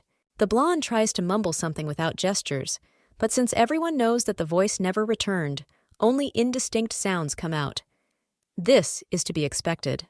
The man seems shocked to the core. He does not expect anything from this meeting, but also something interesting has already happened in advance and is still ongoing. The girl simply continues to mindlessly stare at her interlocutor, realizing that she has exhausted her reserve of courage, and now she should only wait for the next step. It's quite simple. Accepting the challenge, the husband lowers his jacket from his shoulders, despite the fact that he is in pain, and at the same time talks about some incomprehensible things. He would like them to always have this opportunity to communicate well. The arms of the shirt are slightly raised, exposing the elbow and showing the wound on the arm. The interlocutor's eyes widen, and understanding strikes in a split second. Taking out a snow-white treated rag, she gently begins to apply it to the place of pain. It is important for her that Cass feel better, and that he can finally feel better. Misunderstanding is reflected in rough facial features. The next question remains hanging in the air, because the young man wonders how the blonde found out about this. It's hard for the girl to say anything. Sadness is displayed, taking over everything around, even if this is not at all necessary. This is what is happening now. because the heroine is preparing for a speech. After restoring her vision, Urania began to see magical shadows around people. This is a rather strange phenomenon, and even, no matter how much she wants it, she cannot change anything. Each person and each shadow has a special shape and size. No one has ever seen a similar figure, and all this will remain a rather individual thing. The girl still has no idea what it is, but in the Mercenaries Guild, she noticed a shadow near Cass's hand. It was as strange as possible, but she managed to understand what it was. Another factor was the smell of blood. The beauty felt it as soon as the guy decided to get closer than 1 meter. There were no more secrets. I didn't want to believe it, but this is something special that Ced was talking about. This rogue should never be trusted, but this time everything worked against the main character. Trying to quickly change the topic of conversation, the young man asks, "Why did the interlocutor come here?" There were no problems with being in the castle, but something brought her here. Cass again holds out his hand for his wife to write her answer on it. Gestures are no longer used, so this became clear. A slight grin appears on the young lady's face. The man is already so used to it that he extends his palm without even asking what she wants. This couldn't help but please me, at least a little. Applying an elegant finger, the lady tries to explain the situation. I have to lie, but there is clearly no way out. According to her, this is an important childhood friend, and they haven't seen each other for a long time, that's all. Bowing, the Duke asks him not to attract so much attention to himself next time. Such incomprehensible trips always lead to a huge amount of gossip. Mild surprise seems like a completely ordinary thing. Now I have to feel this way almost all the time. I can't believe Cassius would say something like that. In her heart, the lady was clearly and very angry. She didn't understand why such an attitude was directed towards her and not towards someone else. I didn't want this to happen. Trying to come to terms with her fate, the main character looks at the floor. Thoughts suffer greatly because the Duke himself constantly gets into some kind of trouble, and he himself decided to read morals. This young man is known for rumors related to women. She managed to find out this a few months ago, and it was not easy to accept, but nothing could be changed. As soon as a man appears at any event, gossip of all sorts begins to creep in. Girls crowd around, trying to attract a person's attention, even if sometimes it is to no avail. Sadness covers the inside of the heroine. In the end, this is all happening because of her. This is all because his wife is not worthy of such a husband, because he is simply wonderful. Completely unexpected even for himself, the man asks not to even think about bad things. He doesn't like the thought of it, and that's why it's like this. You should listen to him. The Duchess silently looks somewhere to the side. She has absolutely nothing to answer or put forward as her protest to what has just been said. Thinking that the origin of the thing should be explained, the guy carefully brings the whistle to the lady's lips. All she has to do is blow into it to call someone for help. The little thing ends up in the heroine's mouth. The briefing was carried out quite simply and in clear words, but this did not allow the embarrassment to evaporate. Her eyes widened in surprise, because the girl clearly did not expect such a good attitude towards herself. This was new. The young man seemed completely unaware of his interlocutor's behavior. Her reaction is not particularly important to him, because the result or outcome is much more important. Continuing his explanations, he says that you just need to blow, but hold it with your hand.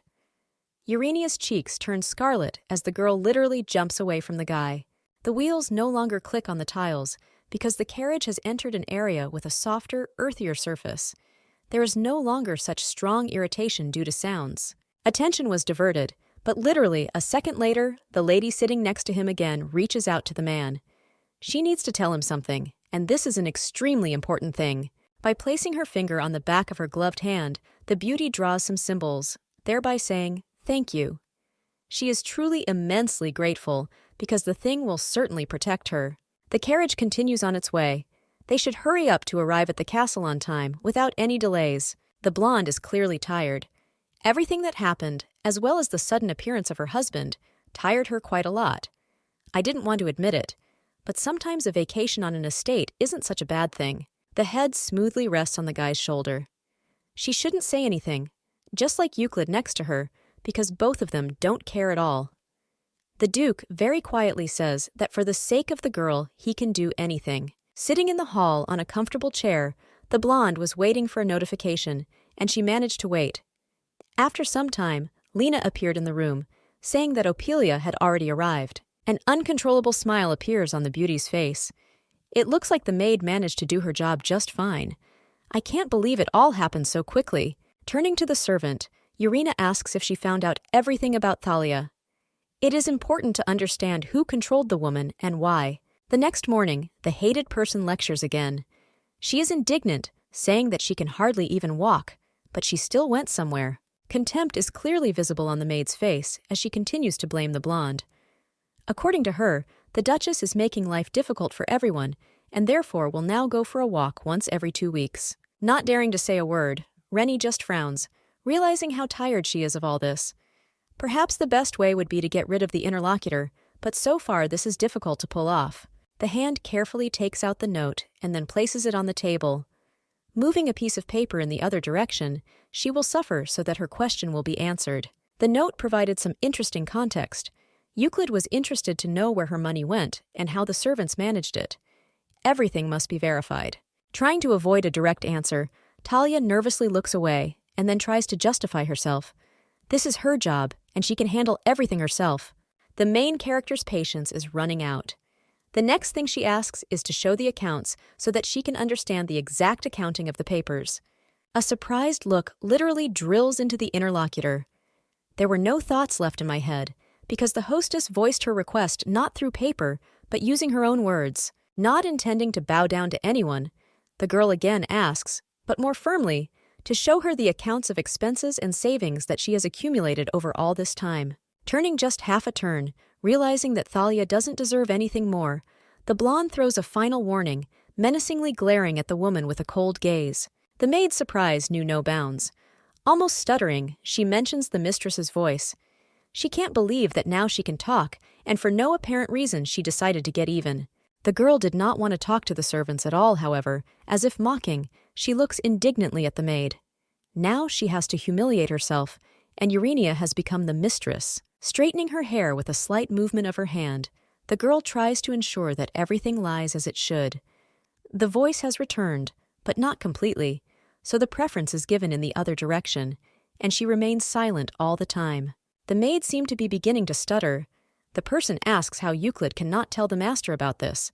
However, remaining absolutely not embarrassed, the blonde assures that she can do anything. Perhaps this is just a temporary phenomenon, and upsetting Cassius is not worth it at all. If the voice disappears, he won't be happy. Trying to continue to fight for justice, Thalia says that it is a duty and cannot be avoided, but she is unceremoniously interrupted. Paying no attention, the Duchess remains taciturn. It is this girl who decides who is obliged to do what. There is no choice, and orders must be obeyed. Hostility and the desire to do something bad or even worse than it is now take possession of a woman. It may not be the best idea, but continuing to remain silent will definitely help. She didn't seem to like Urena's answer very much. This is obvious because the person is not yet particularly used to talking like that, and not everything turns out flawlessly. Obvious things, however. A not very pleasant thought comes to mind again. His vision also did not completely return, and even if this fact had crossed the young mind more than once, it did not make him any better. The girl asks again to bring the bills. Thalia, clasping her hands, clearly trying to get out of the situation, begins to mumble something. In her course of events, she lost the papers on which the expenses were written. Putting her hand to her cheek and narrowing her eyes, the blonde understands that her interlocutor has decided to admit her guilt. This was not part of the plan, but it's also not the worst outcome. Not even a second passes before the girl falls to her knees, putting her head to the floor. Now it's time for Charity to appear on the opposite person's face, and this is not the worst option. Without getting up from the floor, the maid tearfully asks for forgiveness, because it turns out she has wasted all the money. There is absolutely no regret in the voice. Surprised, Urena looks somewhere to the side, noting that it's not even winter yet, but the money has already run out. I wonder what needs to be done to make this happen. Continuing her excuses, the brunette suddenly remembers the health of the hostess. This is a great excuse, so the person talks about buying the most expensive plants, whose aromas are beneficial to health. She couldn't plant all this for a girl who couldn't even see anything. Apparently, she simply stole the money and split it with someone. It is simply inconceivable how it is even possible to waste the annual budget of the largest duchy in the empire. It's easier just not to think about it, so the blonde simply gets up from her knees. Not believing her ears, the maid asks if she will really be forgiven. The eyes widen on their own, not believing such a miracle. Thalia is a servant absolutely loyal to the duchy. Even despite all the intrigues that she has created, the girl is still one of the best. A woman hates her housewife for only one reason, which is not so complicated. In her eyes, she is a disgrace to the Duke, and that says it all. It is unlikely that she stole this money for herself. We need to find out who her ally is, because this will help settle the matter much faster. A thoughtful expression makes it clear that the blonde has long been lost in her thoughts. Whether this has anything to do with Opilia's report, that is the question. The brunette recently spoke about one interesting detail. The woman was dating one man, and it was Gerard, the guardian of the Euclid. After the information was conveyed, Lena helpfully told even more interesting details. The guy was a known pervert and had a bunch of maids fall in love with him. It was a secret. I didn't want to believe it, but did Gerard really seduce Talia, thereby forcing her to work for himself and help with the theft of money? Or perhaps the maid herself deceived him meanly. A man's voice snaps me out of my thoughts. They are clearly turning to her, because someone is very interested in what they are doing here and why all this is happening. Now there are no longer 2 people in the room, but 4. The Duke arrived quite recently, and behind him stands Lena, who with all her appearance tried to warn about what had happened. Scarlet eyes widen sharply, while the heroine herself does not understand where Cassius came from and how he managed to find out about everything. I didn't want to turn away, but obviously it was the best decision, so I had to do it. It wasn't a good idea to make eye contact right now. Sometimes it seems that a guy sees his wife, and therefore in this way he constantly finds her somewhere else. It's so easy that it even becomes scary. Without taking his eyes off the Duchess, the young man states the facts. She looks at him, and then, as if in fear, quickly turns away, trying to avoid contact. Repeating his question, the young man clarifies whether this is true or whether it just seems to him. The best solution would have been to say something else, but there was no time to think about it. Smiling nervously, Irina tries to react to the situation as calmly as possible. This is the most important thing now. Cass continues to silently stare into the room with her eyes. He asks something, but completely forgets to ask about what is happening here. Apologizing for everything, Talia mutters something, asking not to blame the mistress for the fact that the brunette is now in such a strange position. Without showing her insidious smile, the girl tries to save face and pretend to be a victim. One of the most successful roles of my entire life. The young man's voice becomes even more angry when he says that, in my opinion, the interlocutor did not understand anything. The maid, in turn, gets up, asking what happened. Tilting his head to the side, the Duke says that Urania has not done anything wrong, and no one has the right to blame her.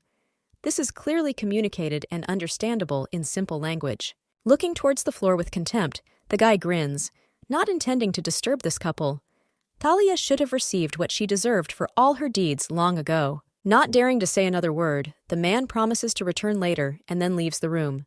He also has his own important things to do. Urina stares off somewhere, realizing that her husband has just defended his honor without saying more than a few sentences. This is truly amazing. It's dark night outside. The stars shine provocatively, helping the moon to illuminate the yard at least a little. I didn't want to admit it, but as soon as my vision returned, the girl began to look only at Cassius. Sometimes it is absolutely impossible to take your eyes off, because the guy is extraordinarily handsome, and with his actions, he makes you stare even more. It's definitely not worth continuing to do this. If he doesn't realize it now, it could happen pretty soon, and it won't end well. If something goes wrong, Euclid might even kill the young lady.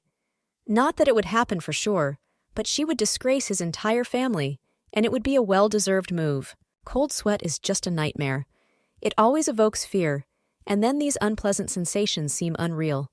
It's better not to think about it. I made only one decision for myself. If the Duchess fails to get a divorce, then it will be necessary to immediately tell that the girl is recovering. There will be no point in hiding anymore. Some sound outside the window really attracts attention. It's a little scary because night has long fallen, but at the same time I wonder what's going on. Getting out of bed, the heroine steps softly on the tiles and moves in small steps towards the window. She needs to find out what the problem is. Realization comes quite quickly. On the other side of the window, a messenger bird hits the glass. No longer surprised by anything, the beauty extends her index finger, allowing the little bird to land on it. There is something tied to the paw, and it is a letter from Syed. Untying the note, the girl takes the piece of paper in her hands. once again noting that the author was none other than her old childhood friend. The stamp was definitely his. Deciding not to hesitate for long, the blonde unrolls the paper and then straightens it, placing it on the table. She should read the contents more carefully so as not to miss anything. The letter said that if the heroine wanted to learn about her magic, she should return.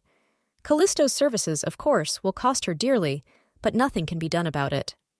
The bundle ignited with a blue light. Not even a minute passes before the message simply disappears. It's quite strange, but at the same time, the person who sent the paper was said, so the questions were brushed aside. There was no way out, and the girl had to get ready and go. Even if she wants to leave magic, she still needs to meet, because there are other very important things. The gaze switches to the palm. Thanks to the white grass, my voice and vision improved, but the pain in my body and neck did not disappear. In my past life, everything did not end very well. At first, it started typically with pain all over the body, then the nose began to bleed, and then everything led to a quiet death. The consequences of the poison are quite dangerous. Determination no longer knew boundaries. Callisto was needed as soon as possible, otherwise it would not be possible to find a decent doctor on time. Usually lunchtime is the time for the servants to rest. The Duchess is not embarrassed at all, which is why she is in a beautiful yellow dress, walking along the corridors. Finding herself in front of a beautiful door, the girl tries to understand whether this is the right entrance or not. It seems that this is still Giles' office. The hand reaches for the door handle, and then tries to pull it silently. I don't want to make unnecessary sounds. Disappointment is immediately displayed on the heroine's face. The room turns out to be locked, which means the owner has gone somewhere. There is no time to wait, and there is no longer any surprise, so the blonde worried about everything in advance. Hands reached out to his hair, trying to find the right thing. The fingers take out nothing more than a hairpin. This little thing will help you open the door and get inside, and even if you don't want to do this, it's still a last resort. Digging through the castle, the young lady thinks about how grateful she is to Ced for teaching her how to open rooms without the help of keys. A joyful smile spreads across the beauty's face. I can't believe it, but she definitely managed to pull off what she had in mind from the very beginning. A gray-haired young man approaches the room. He clearly does not expect any trick and simply returns from his walk as usual. Surprise is reflected in the soft features, because when he pulled the handle, the man found that the door was open, even if it had been locked before leaving. Turning to the exit, the lady sees her humble servant in front of her. She wondered if he would be surprised by what he discovered. Shock quickly shows on the butler's face. It seems that he will soon scream from everything that is happening. It is not clear to him what the lady forgot here. It is obvious that something has happened, so, looking down, Guile asks what the reason is. It was necessary to immediately call him, but this was not done in full. Continuing to smile silently, the girl does not show it at all.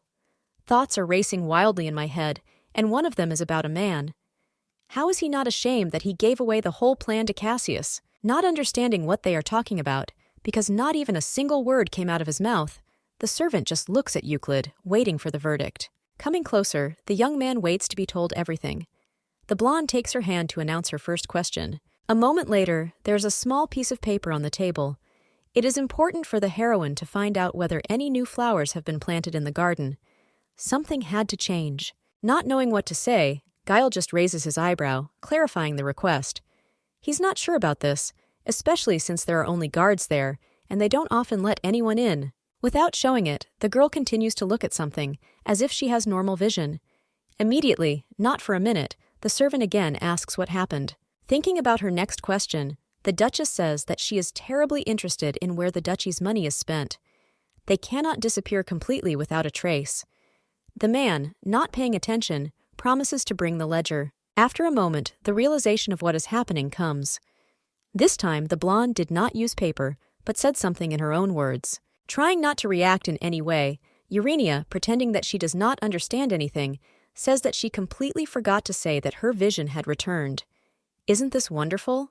From the outside, the castle looks as if nothing had happened. Not a single soul knows what is happening inside. Putting his fist to his mouth, the man coughs a little, trying to break the silence. He asks for forgiveness, because the hostess surprised him a little. Pretending that she doesn't know anything, Rennie bats her eyes, saying that she herself is very surprised.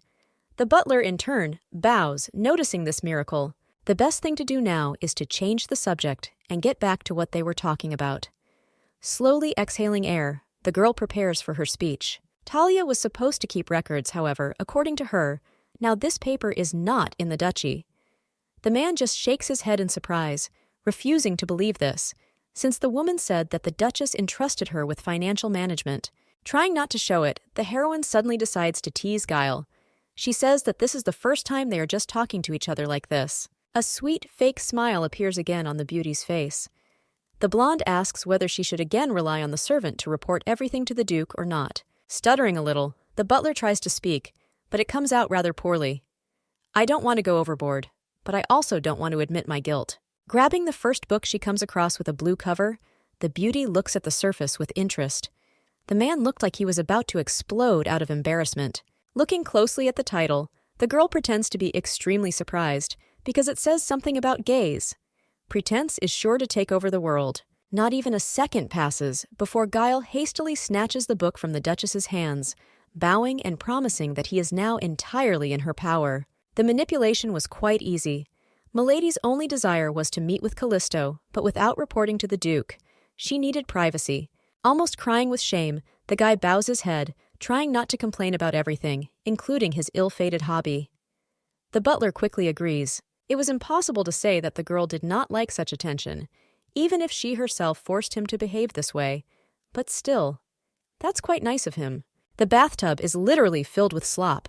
Dirty water gurgles, causing great irritation and disgust. Pretending that this is just a joy for her, Talia notifies that the water is ready and you can go take a bath. She doesn't care about cleanliness at all. The Duchess stands with her hands folded neatly across her chest. She doesn't want to say anything, but taking a shower in such conditions is not one of the best things to do, and that's a fact. Looking away, she thinks how she hasn't gotten tired of pouring poison and dirt every time instead of normal water. This can't help but be strange. Deciding to stand up for herself, the young lady turns around, heading for the exit. The only words say that the girl was going to take a bath in the lower room. Poking out from behind the screen, the maid tries to take at least some measures to stop her, saying that everything is ready and waiting for the mistress. Trying not to be rude, even if she really wants to, the lady comments on her refusal. She just doesn't like it here, and that's the reason for going down to another room. Talia looks like she's about to burst into anger. She can't believe this girl fought back after everything that happened before. This is not what she expected. The beautiful hall is decorated with gilding. Dark colors and gold really go very well together, and this cannot be denied. The water in the bath is quite clean and transparent, and so much so that there is no need to think about dirt. With her hands folded straight in front of her, the blonde enjoys the pleasant sensations with her head down. She hasn't felt so good in the water for a very long time, because before it was more like a mockery. The heroine wants to move to the other side, but some strange sounds from the entrance bother her a little. The maid, throwing the doors wide open, commands, asking to bring some furniture directly into the room. She dared to behave this way, even if it was not specified in the rules of etiquette. Confusion quickly showed on young Euralia's face. You cannot bring anything into the bathroom while someone is there. She becomes really uneasy. Out of nowhere, a man's voice is heard, which means it's some kind of servant. The thought process makes it clear that the clothes are too far away, which means the best option would be to return to the bathroom. Trying to hide from prying eyes, the girl does not know where to start, while, on the other hand, screams and orders are heard again. Thalia's face lights up with insidious colors. This snake clearly takes wild pleasure in trying to somehow ruin everything for everyone around him. The maid does everything only for one thing, because she has no other goal. She wants to dishonor the Duchess by showing her naked body to the servants, and then just laugh at the whole thing. I absolutely don't want to follow this upstart's lead, and that's why the girl slowly goes to the bottom, clutching her knees. The beauty could have simply fallen into the water, but she is not going to give up in front of it. She shouldn't just pop up and see that terrible look on that person's face. The air slowly leaves the young lady's lungs. I don't want to admit it, but it seems that she still lost this battle. You will have to emerge and thereby disgrace yourself and the entire kingdom. Someone's hand suddenly grabs the heroine's wrist, thereby pulling her out of the water right behind him. This was the help that was to be expected. Hands carefully throw a gray corduroy jacket directly over the girl's shoulders, trying to somehow protect her from everything that's happening. Cassius looks straight into his companion's eyes, advising her to wear the suggested item to make everything much easier. This will warm the girl and hide her from prying eyes. Turning his head in the other direction, the man gives orders to the servants. If life is dear to any of them, they must now lie face down on the floor, and this is not discussed. Hugging the young lady a little, the guy orders everyone to leave here, otherwise they will be in very bad shape. This choice is not something simple, considering that it is not there at all. Realizing that words really work, the Duke watches as two guys quickly, almost stumbling, try to run out. Turning back to his wife, the young man, a little reproaching, notices how careless she is. She should be more careful, otherwise things may not end as they should. Looking down, the girl notices that Cass is probably angry. She simply disgraces him greatly in front of everyone around him, and this should not be denied. Suddenly, the body began to shake, as if someone was standing and shaking the poor girl. The heroine notices that her body gave way at the wrong time. The young man is still standing opposite and trying to understand what is happening here. He is also very interested in why this strange phenomenon began. Turning sharply, Euclid is about to leave. Perhaps he has nothing more to say, so he decides to run away without any explanation, and this is the reason. Various uninvited thoughts creep into your head without asking permission at all. The man is probably so disappointed that he doesn't even want to talk to her. A sharp awareness of what is happening occurs to the young lady. Maybe now is a chance to talk about divorce, and then everything will work out for the best. Cassius still doesn't move, but just stands near the door. The beauty, still wrapped in his jacket, is trying to catch up, because now you can't make a mistake. Already almost next to her husband, the blonde wants to start a conversation, but she's interrupted by calling her name out loud. It's impossible not to stare at this handsome man. He's like a stone statue, and his beautiful eyes look like amethysts. Already raising her finger to her palm, she hears about patience, and that even it has its limits. Only one thing is not clear, and that is who she is in his eyes. It is worth quickly raising the topic she needs.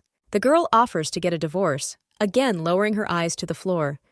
She is ashamed to run after Euclid, trying to please him, but this is necessary, because she doesn't want him to get angry anymore. Frowning his brows, the young man's patience seemed to have truly come to an end. Raising his voice, but trying to remain calm, he repeats that they will not get a divorce. Exhaling air, Urena seemed not to expect a different answer, but still decides to ask if he blames himself. The pupils increase sharply, while the young man asks what she just said. Trying to speak as quietly as possible, so as not to provoke anything, the beauty claims that everything happened because of her. Smiling just out of the corner of her mouth, Rennie seems to be trying to calm her down, saying that she shouldn't blame herself, and this couldn't be what she wants. Putting his palm to his forehead, he stares indignantly at the blonde. According to him, he doesn't think so, and why should he think in such a strange way when he can do the opposite?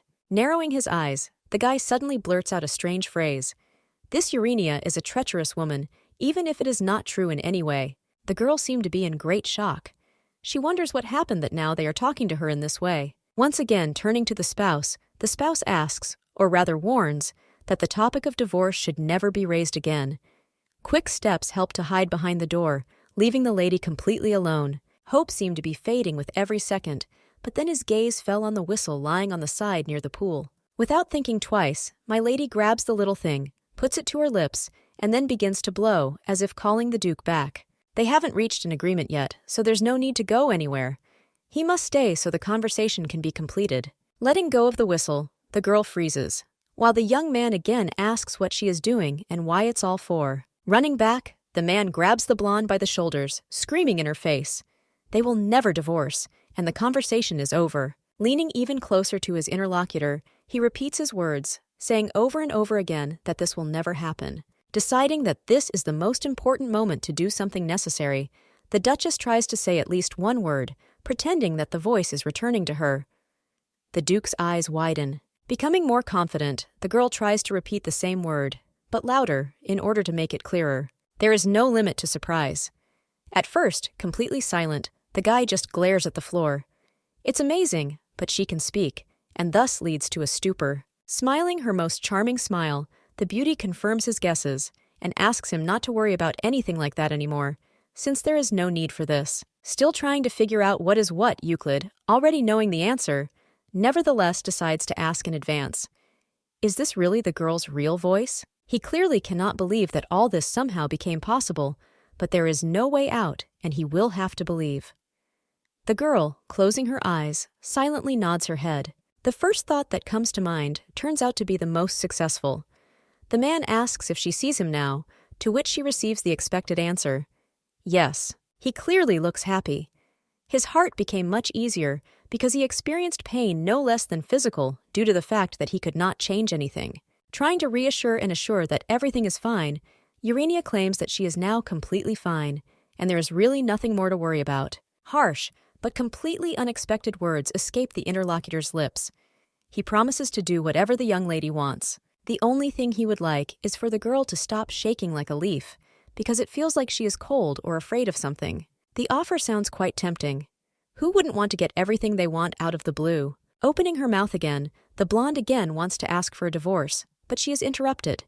The man took care of this in advance, so he says that only no divorce and cita Callisto. Surprised by such a strange condition, the girl does not understand what her old childhood friend has to do with it, but she never receives an answer. Turning again to the lady, the Duke again asks what she still needs. Your wishes can be absolutely anything, regardless of size or price. A little embarrassed to ask, the beauty puts her hand to her face, trying to ask about what she needs, namely some money. First of all, you will have to meet with Saeed in order to find a decent doctor. Only with the help of other people will you be able to fully recover. In the end, everything will change. And when the girl is completely stronger, she will be able to live independently and normally. This plan is impeccable, but for all this money is very important and necessary, without which nothing will work. Perhaps there is no need to rush into a divorce. The blonde really needs money, and maybe not even a little, but a lot. If Cassius is worried about the heroine's condition, then it's worth waiting, and as soon as he manages to recover, he can immediately be freed from such a burden. Continuing to ask for money, the beauty literally insisted on her request, and now the volumes have increased. Clarifying whether this is all accurate, the guy asks if the girl, after fulfilling her request, will continue to talk about divorce. Hearing a satisfactory answer, he just smiles. Realizing that this could make life easier, the Duke silently agrees with all the proposed options. There is no point in saying anything more. The guy advises to leave here, but the blonde first asks to call Lena in order to change clothes. I don't really want to walk around in just a jacket. While in another room, the girl is waiting for the maid when a woman appears and immediately asks the question, "Whose jacket is this?" Approaching closer, the brunette takes a closer look at the thing and then realizes with horror that it is the Duke's thing. The cheeks light up red. It seems that the maid's head is now a complete mess. She is trying to somehow explain the whole situation without words. Pretending not to understand, Lena first looks at Cassius, who stares back but looks rather tired. The next look is directed at Urania, but this time the girl puts her hands to her mouth out of a desire to scream with joy. By clasping her hands, the maid seems to be trying to express her genuine delight, even if she did not understand everything correctly. It's definitely worth it. A little nervous, the lady calls her friend by name, thereby as if trying to bring her to emotions, of which there is a whole mountain. The hair on the brunette's head literally stands on end. She certainly did not expect such a turn of events, and it was not seen that everything would happen in such a manner. Jumping on the spot, Lena runs up to the mistress with lightning speed, trying to believe and check the reality of what is happening. It is completely strange and at the same time unusual that the voice has returned. No longer holding back her emotions, the beauty smiles. It's hard not to notice that the expression on her face is completely sincere, because she is really happy for the hostess. I don't want to admit it, but Lena is the only person in the whole world who always cares and treats you well. Approaching the Duke, the maid asks the man to leave the room, as the lady wants to take a bath. This time, everything should be much easier. The guy doesn't show any signs, not even saying a single word, which makes quite a lot clear. Standing directly in front of Urania, the maid seems to obscure the body of the young lady. She says that she knows about their untested wedding night, but if he continues to stare like that, the girl will become uncomfortable. Placing her arms to the sides, the brunette tries to be as assertive as possible. It's surprising that such a small and fragile maid manages to resist her own master. Trying not to show it, the young man slowly exhales. He understood everything, and therefore all that remains is to agree and nod his head in understanding. It all looked as if a small rabbit was fighting off a panther, while the other one stood behind and watched it all. As soon as all the unnecessary people in the person of her husband left the room, the blonde decided to tell everything as it happened. Lena's face expressed disgust. Only half an hour had passed, but when the girls came out of the bath, there was a rather tense atmosphere in the room. Two men stood next to a maid who was sitting on her knees. The young man did not immediately notice those present, but as soon as this happened, he immediately turned and called, asking them to come closer. Urania didn't know what to say, so she simply narrowed her eyes and tried not to react to everyone present, knowing full well that this wouldn't end so easily. Talia began to make excuses again.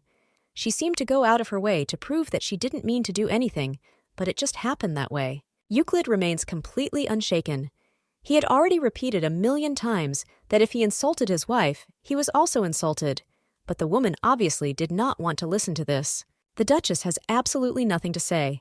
She doesn't want to see all this, but she also doesn't have the power to object, because lynching was carried out over Talia. Cass's eyes turned black from the anger he felt. Since when does a servant have the right to make excuses, even after everything she has done? The impudence clearly exceeded all boundaries. Normal words have no effect on the maid, as she continues to make excuses. She asks to listen to her, because Urania made everything up, and in general is simply deceiving everyone without ceremony. Without thinking about her words for a long time, the woman reaches out her hand and points her index finger at the girl standing next to her. All this time, the lady pretended to do nothing and rest, trying to explain how naive everyone is, because Rennie only took advantage of her husband's kindness. Talia looks completely crazy. Tilting her head to the side, the girl asks if the maid really thinks so. She knew about her oddities, but did not think that she would blame just anyone. Almost screaming, the brunette asks how she dares to look at her like that.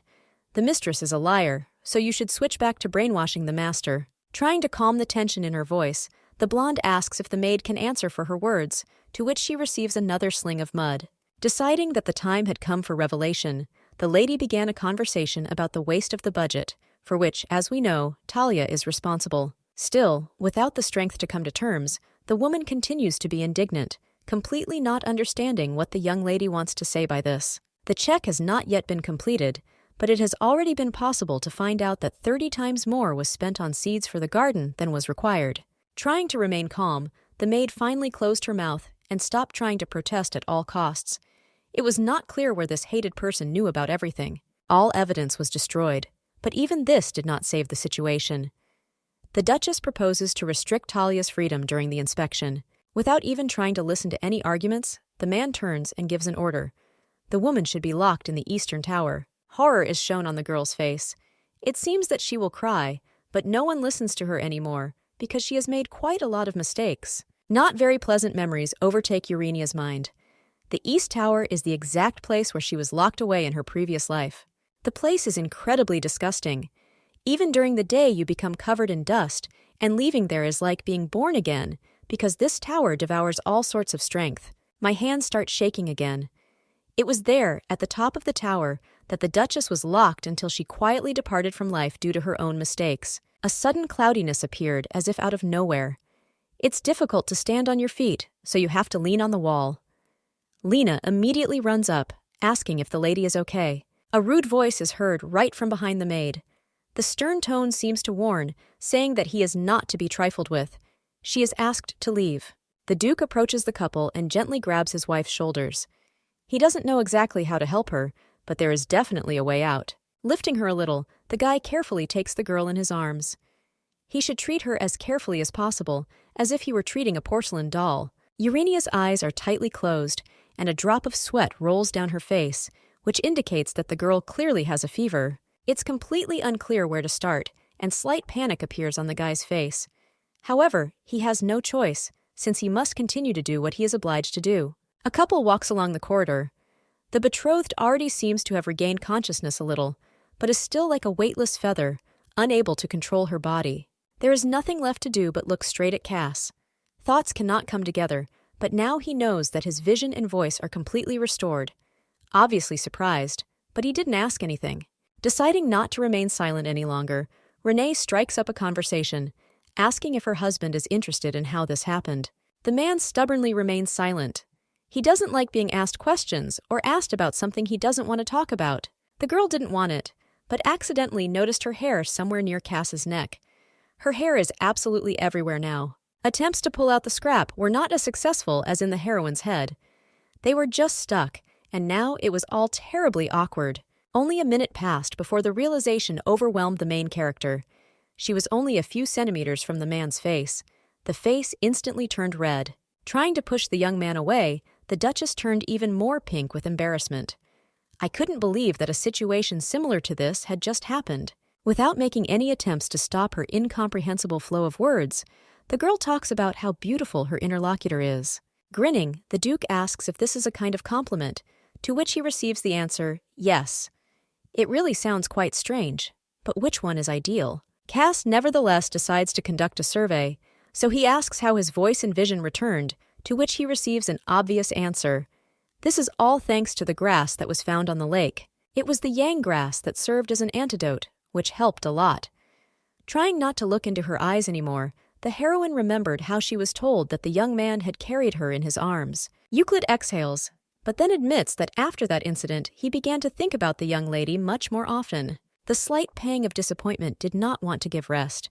It turns out that until now he did not care either about the Duchess herself or about her illness. In principle, this was not even very surprising, since the Duchess expected exactly such behavior.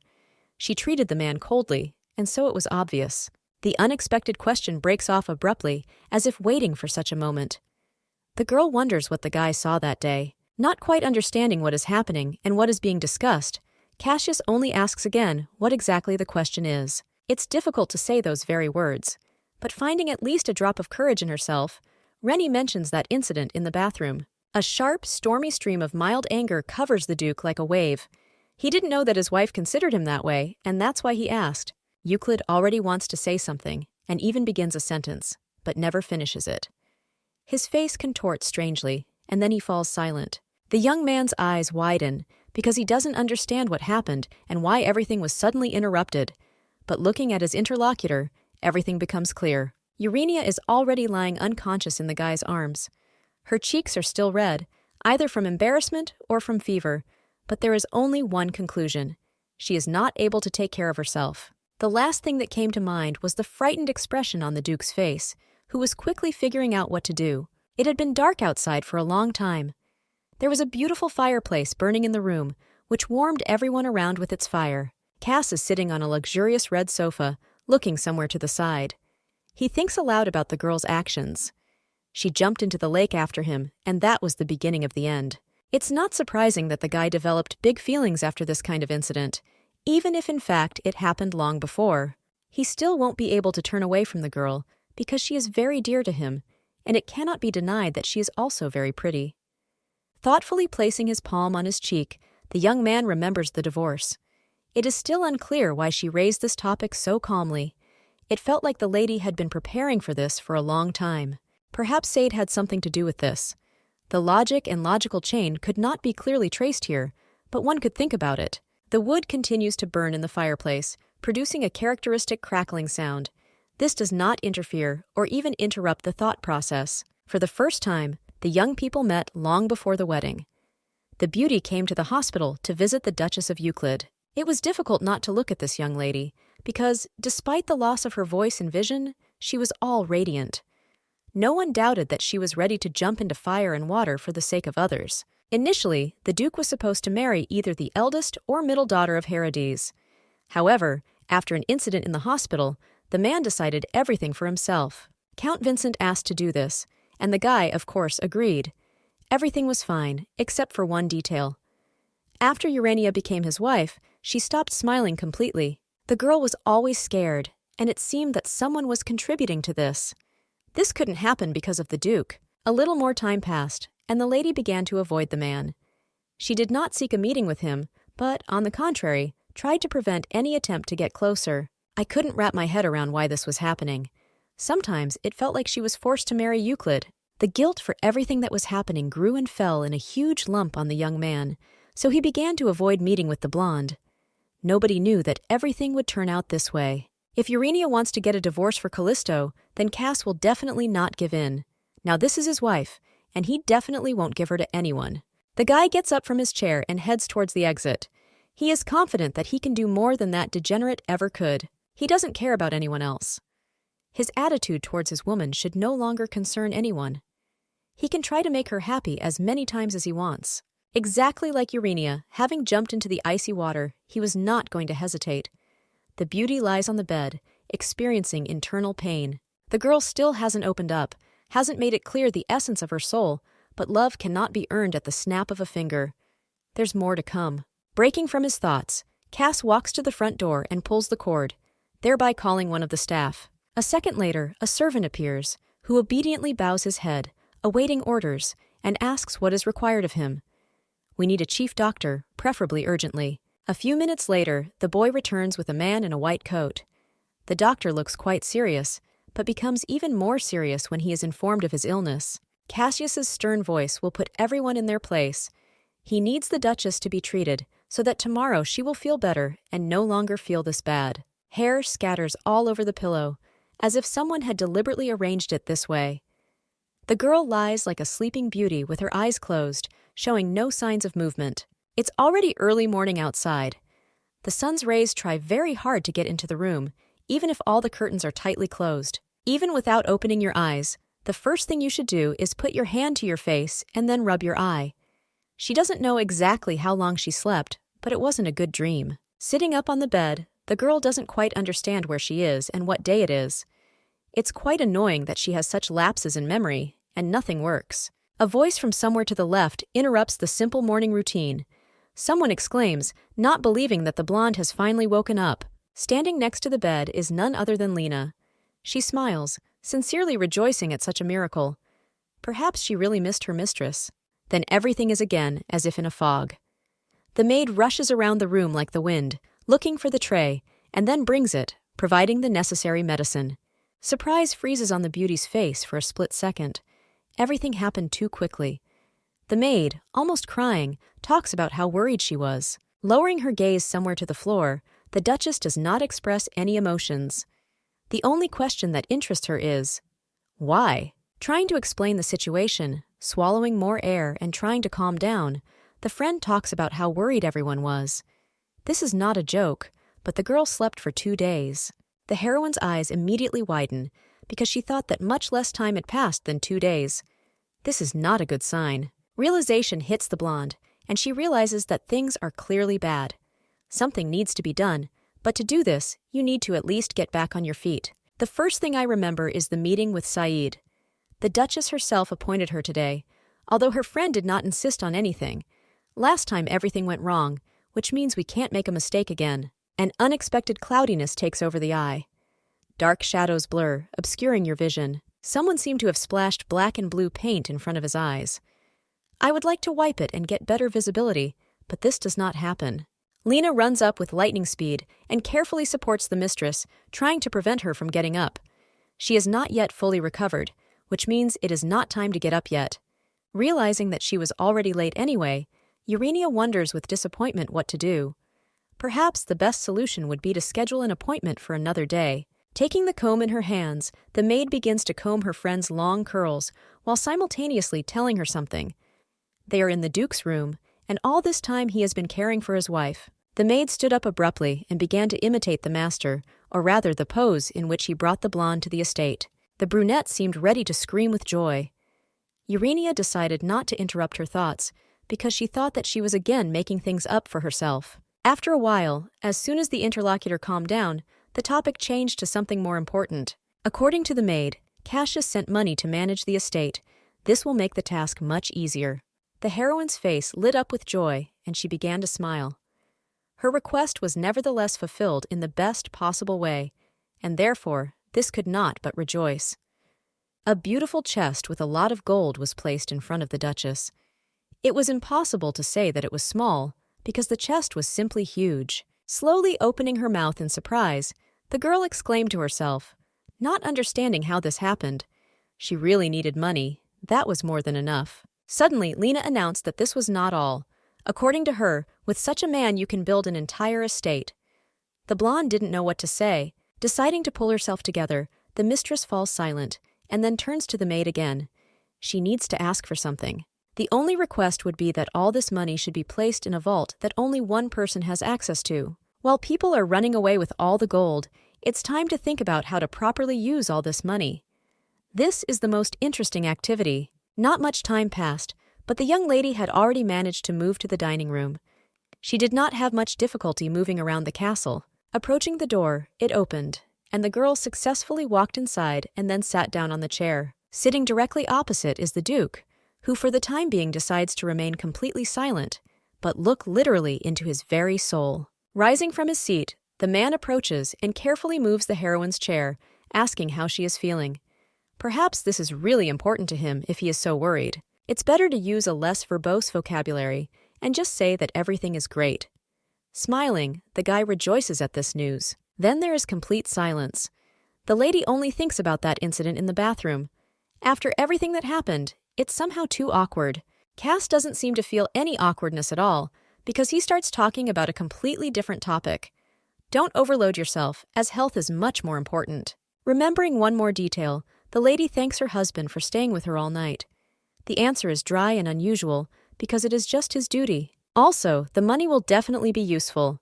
You definitely shouldn't pretend to be a prude, otherwise the man might not like it. Bowing his head in agreement, he only says that if there is not enough, all she has to do is say so, and they will immediately send her more. All that remains is to agree.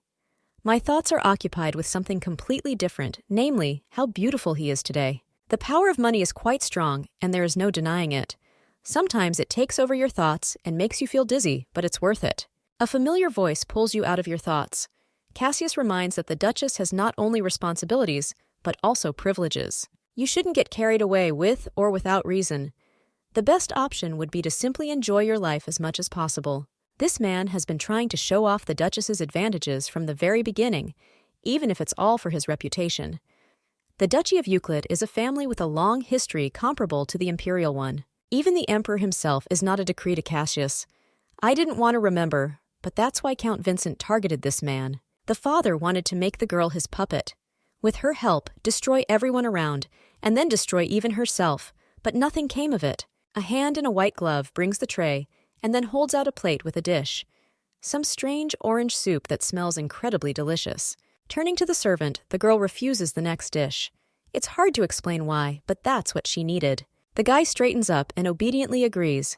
He promises that everything will be fulfilled, which means there will be no next snack. Noticing the strange behavior of the person standing next to her, the heroine grins nervously, asking what is happening. Trying not to make a mistake, the young man bends down and then closes his eyes. The hostess's voice is terribly beautiful, and this is the real reason. Euclid's face becomes angry in a split second, so much so that his eyes begin to darken. It seems that the interlocutor has lost fear. The Duke noisily places the utensil he was using for dinner on the table. He doesn't like the servant's behavior, and that says it all, even without any debate. The boy quickly apologizes, while the blonde's eyes widen to an impossible size. It was a rather incomprehensible attack. The eyes turn back to the plate. The food is no longer too interesting, but the look in the back of the husband is quite scary. It is unlikely that the girl will ever get used to it. You shouldn't even turn around, because this way you can also feel everything perfectly. The look literally burns a hole. Turning towards the guy, the lady realizes that he is still staring, but it's difficult why exactly. His gaze is no longer frightening, but simply calm. Without thinking for a long time, the blonde makes the first request she comes across. The best solution would be to fire Talia, for which she gets a quick agreement, and then the question of breakfast. Pretending that she does not understand at all what is being said, the beauty just shakes her head. She's not going to eat anything else, and that's it. This news did not make the interlocutor very happy. You need to eat more and thereby maintain normal health. A plate of food immediately appeared in front of the girl. The face stretched out from surprise and speed of action. But if this is her duty, then she will have to fulfill it. The girl stared at the plate. The only thing that could be noticed was the deliciously laid out food that smelled nice. The young man was a little embarrassed, realizing that he had again blurted out something inappropriate. It's too late to make excuses, but it's worth a try, so he says he didn't mean it that way. Turning to her interlocutor, obvious embarrassment appeared on the beauty's face. Perhaps she just misunderstood something, or perhaps it is much more complicated.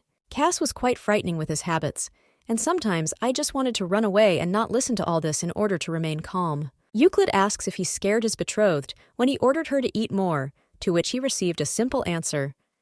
The girl just hasn't eaten meat for a long time. The paracarb has a strong effect on digestion, so every time after trying to eat meat, the heroine felt sick. The best way now was to eat quietly and chew slowly. The food actually smelled amazing. The fork carefully pricks the meat to then place it in the mouth. The piece disappears in the mouth, as if evaporating. I really can't wait to chew everything and get good taste sensations and pleasure. This dish is simply amazing. It seems as if fireworks have even appeared around, broadcasting wonderful taste subtleties. The blonde was happy to herself. It had been a long time since she had tasted truly excellent meat, so this was completely new. Chewing was quite difficult, since the teeth were not used to such food, even if the food was cooked really well. Cassius grinned, asking how it happened that just from one piece of meat she was so wildly delighted. Without saying a word, the girl just turns her gaze somewhere to the side. This moment is terribly reminiscent of something else, something that has already been seen before. The incident in the bathroom is very similar, but at the same time it is completely unclear how it happened that the person thought about all this. The picture never wanted to appear normally, but even in this situation the girl became absolutely red, like a tomato. Trying to clear her throat and thereby forget about everything that is happening, the beauty replaces her thoughts with something else and completely unfamiliar. Not even a second had passed before my husband immediately perked up, asking about this strange cough. He couldn't believe that his wife was still unwell. Smiling and trying to change the topic, the blonde argues that she is not quite used to talking yet. She can't say that she choked while she thought about the handsome man's face opposite her. The words were not very convincing, so the brunette called Guile to call a doctor. Any deviations must be checked personally. In a split second, the butler is already standing near the table. He is put in charge of Urania's health. Anger grips a young girl. However, if you think about it, Guile really is a talent, because after working with Cassius for so long, he is still fine. His position is quite difficult. Interrupting his thought process, the man turns to the woman again, asking if she likes the food. Lifting the napkin and then applying it to her lips, the girl only quietly says that everything is fine. It was the first time she managed to eat so much meat. Bowing his head in confusion, the Duke asks again as if he heard it. I can't believe this is the first time this has happened. He still didn't hear, so the next step was for the guy to push a plate with a wonderful dessert in the form of strawberries and tartlets. The eyes widened and the mouth parted in surprise. It seems that instead of a cook, the owner completely accidentally hired an artist. Without thinking twice, the Duchess grabs the cake and brings it to her mouth. You definitely need to try everything. The eyes light up and a living sparkle glows somewhere near the pupils. This food is truly a work of art. Not paying attention to anyone, as if the blonde was talking to herself about how delicious it was and how much she wanted another portion. The heroine tries such tartlets for the first time, and this is a completely different story because it is different from meat. When the girl lived in the palace due to health problems, no one wanted to feed her cakes, and only Sade managed to bring something tasty. The already well-known stage of anger returns to normal. The eyes narrow as the young man asks about Callisto. Without any further thought, Rennie says yes, and then continues to eat the deliciousness that she just wants to completely destroy. This answer clearly does not suit Cass, but he just continues to remain silent. He has nothing to say because he doesn't want to spoil the mood of everyone around him. The Duke holds a bell in his hand, which is usually used to call servants. The sound spreads throughout all the chambers. Within a few minutes, there is a variety of food on the table. Lots of colorful dishes with beautiful and delicious fruits on top. A surprised look runs over all the potions, while the girl does not understand at all how she can manage to eat everything at once, having tried everything. Eyes run in different directions, while the beauty thinks more and more about the safety of her figure and health. Looking further along the table, the blonde notices that there is, of course, a lot of food here, but at the same time it's not bad. The guy is clearly pleased with his work. He managed to make the heroine feel good and enjoy herself at the same time, without even starting to eat. The beautiful alley is planted with roses and climbing ivy.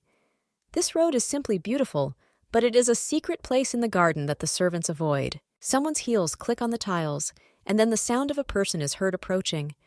The man who comes up says that he was waiting for the Duchess. A hand in a white glove holds an incomprehensible small bag in the palm.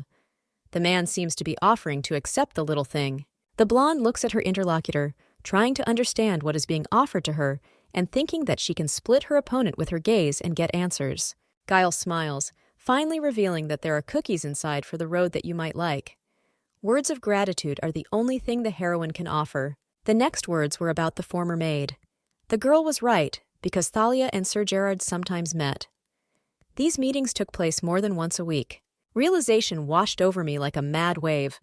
Ophelia had been right all along, and her information shouldn't have sounded strange.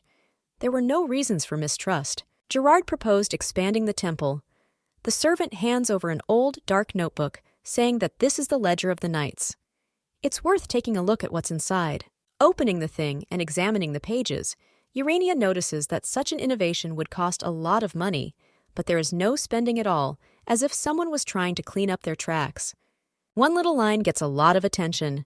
Secondary income is where, according to reporting, quite a lot of money went. Taking the notebook, the young man looks at the pages in surprise. Secondary income is the amount withdrawn after the completion of the project. Usually it is no more than 10%, but here everything is different. An interesting thought comes to mind out of nowhere. The head of the Knights could take all the money for himself in this way, and reporting exists for the law. The servant nods in agreement, to which he receives another thank you. The Duchess really needs your assistance in order to quickly finish the investigation. The topic of conversation changed and returned to normal again. The butler announced that Saeed had arrived 5 minutes ago and was now waiting in the hall. The best option was to simply meet him at the estate. There is no need to go anywhere and get overtired when everything is right here. The girl hurried inside, and after a while entered the main room. Little is visible from behind the back of the chair, but if you dig a hair you can see it anywhere. Smiling, Urania happily runs up to the guy.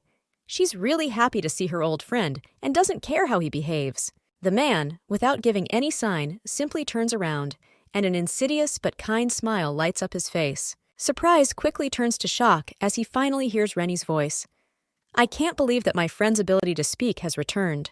Trying not to show his happiness, the young man decides to joke again, complaining that the blonde no longer squeaks. A little confused as to how his voice managed to recover so quickly, the handsome man thoughtfully puts his fingers to his chin. He should guess, but it's difficult. Trying not to pay attention to such trifles, the girl only confirms what happened, because everything was restored really quickly. Callisto is finally silent, but it's always like this with him. Before the storm there comes a calm, and this is not always good, in this case. The Duchess, bowing her head, seems to be silently asking questions. She wonders what Ced needs and what his next step will be. Folding his arms across his chest, the man asks to return to his precious time. A friend has wasted it twice, and now she won't get away with it so easily. As if mocking, Callisto notices that even the third time the lady managed to be late.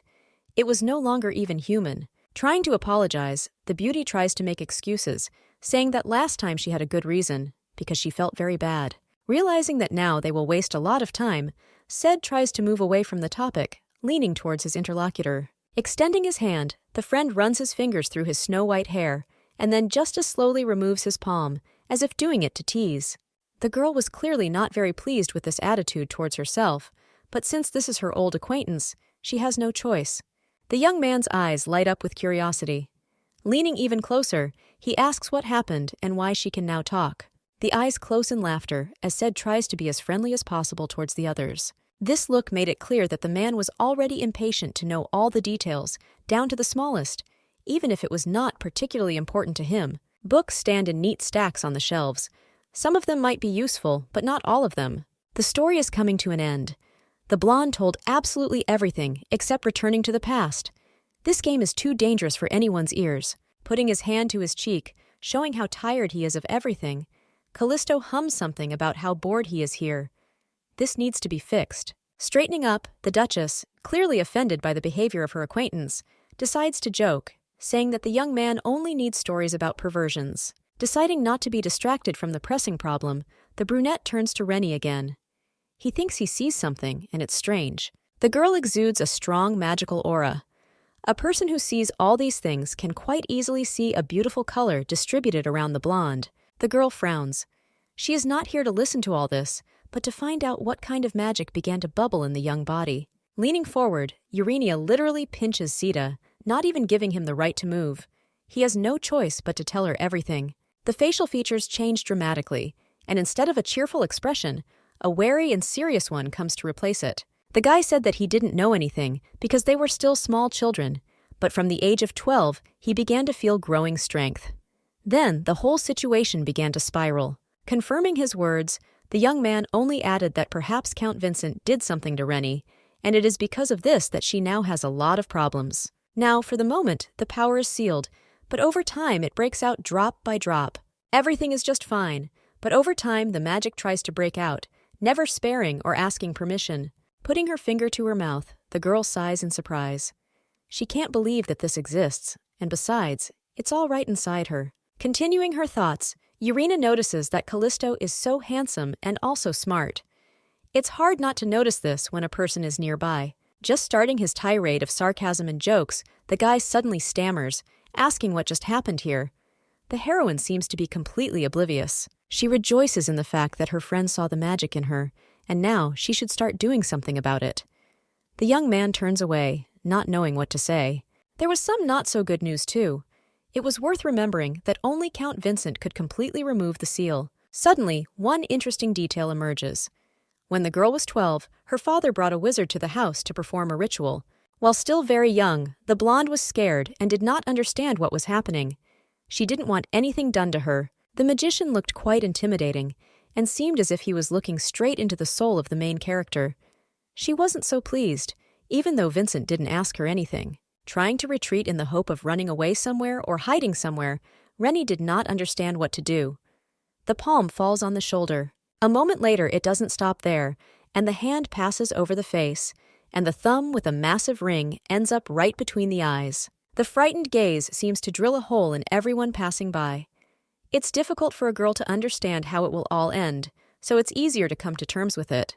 When this wizard touched the woman's body, it seemed as if part of the essence had evaporated somewhere.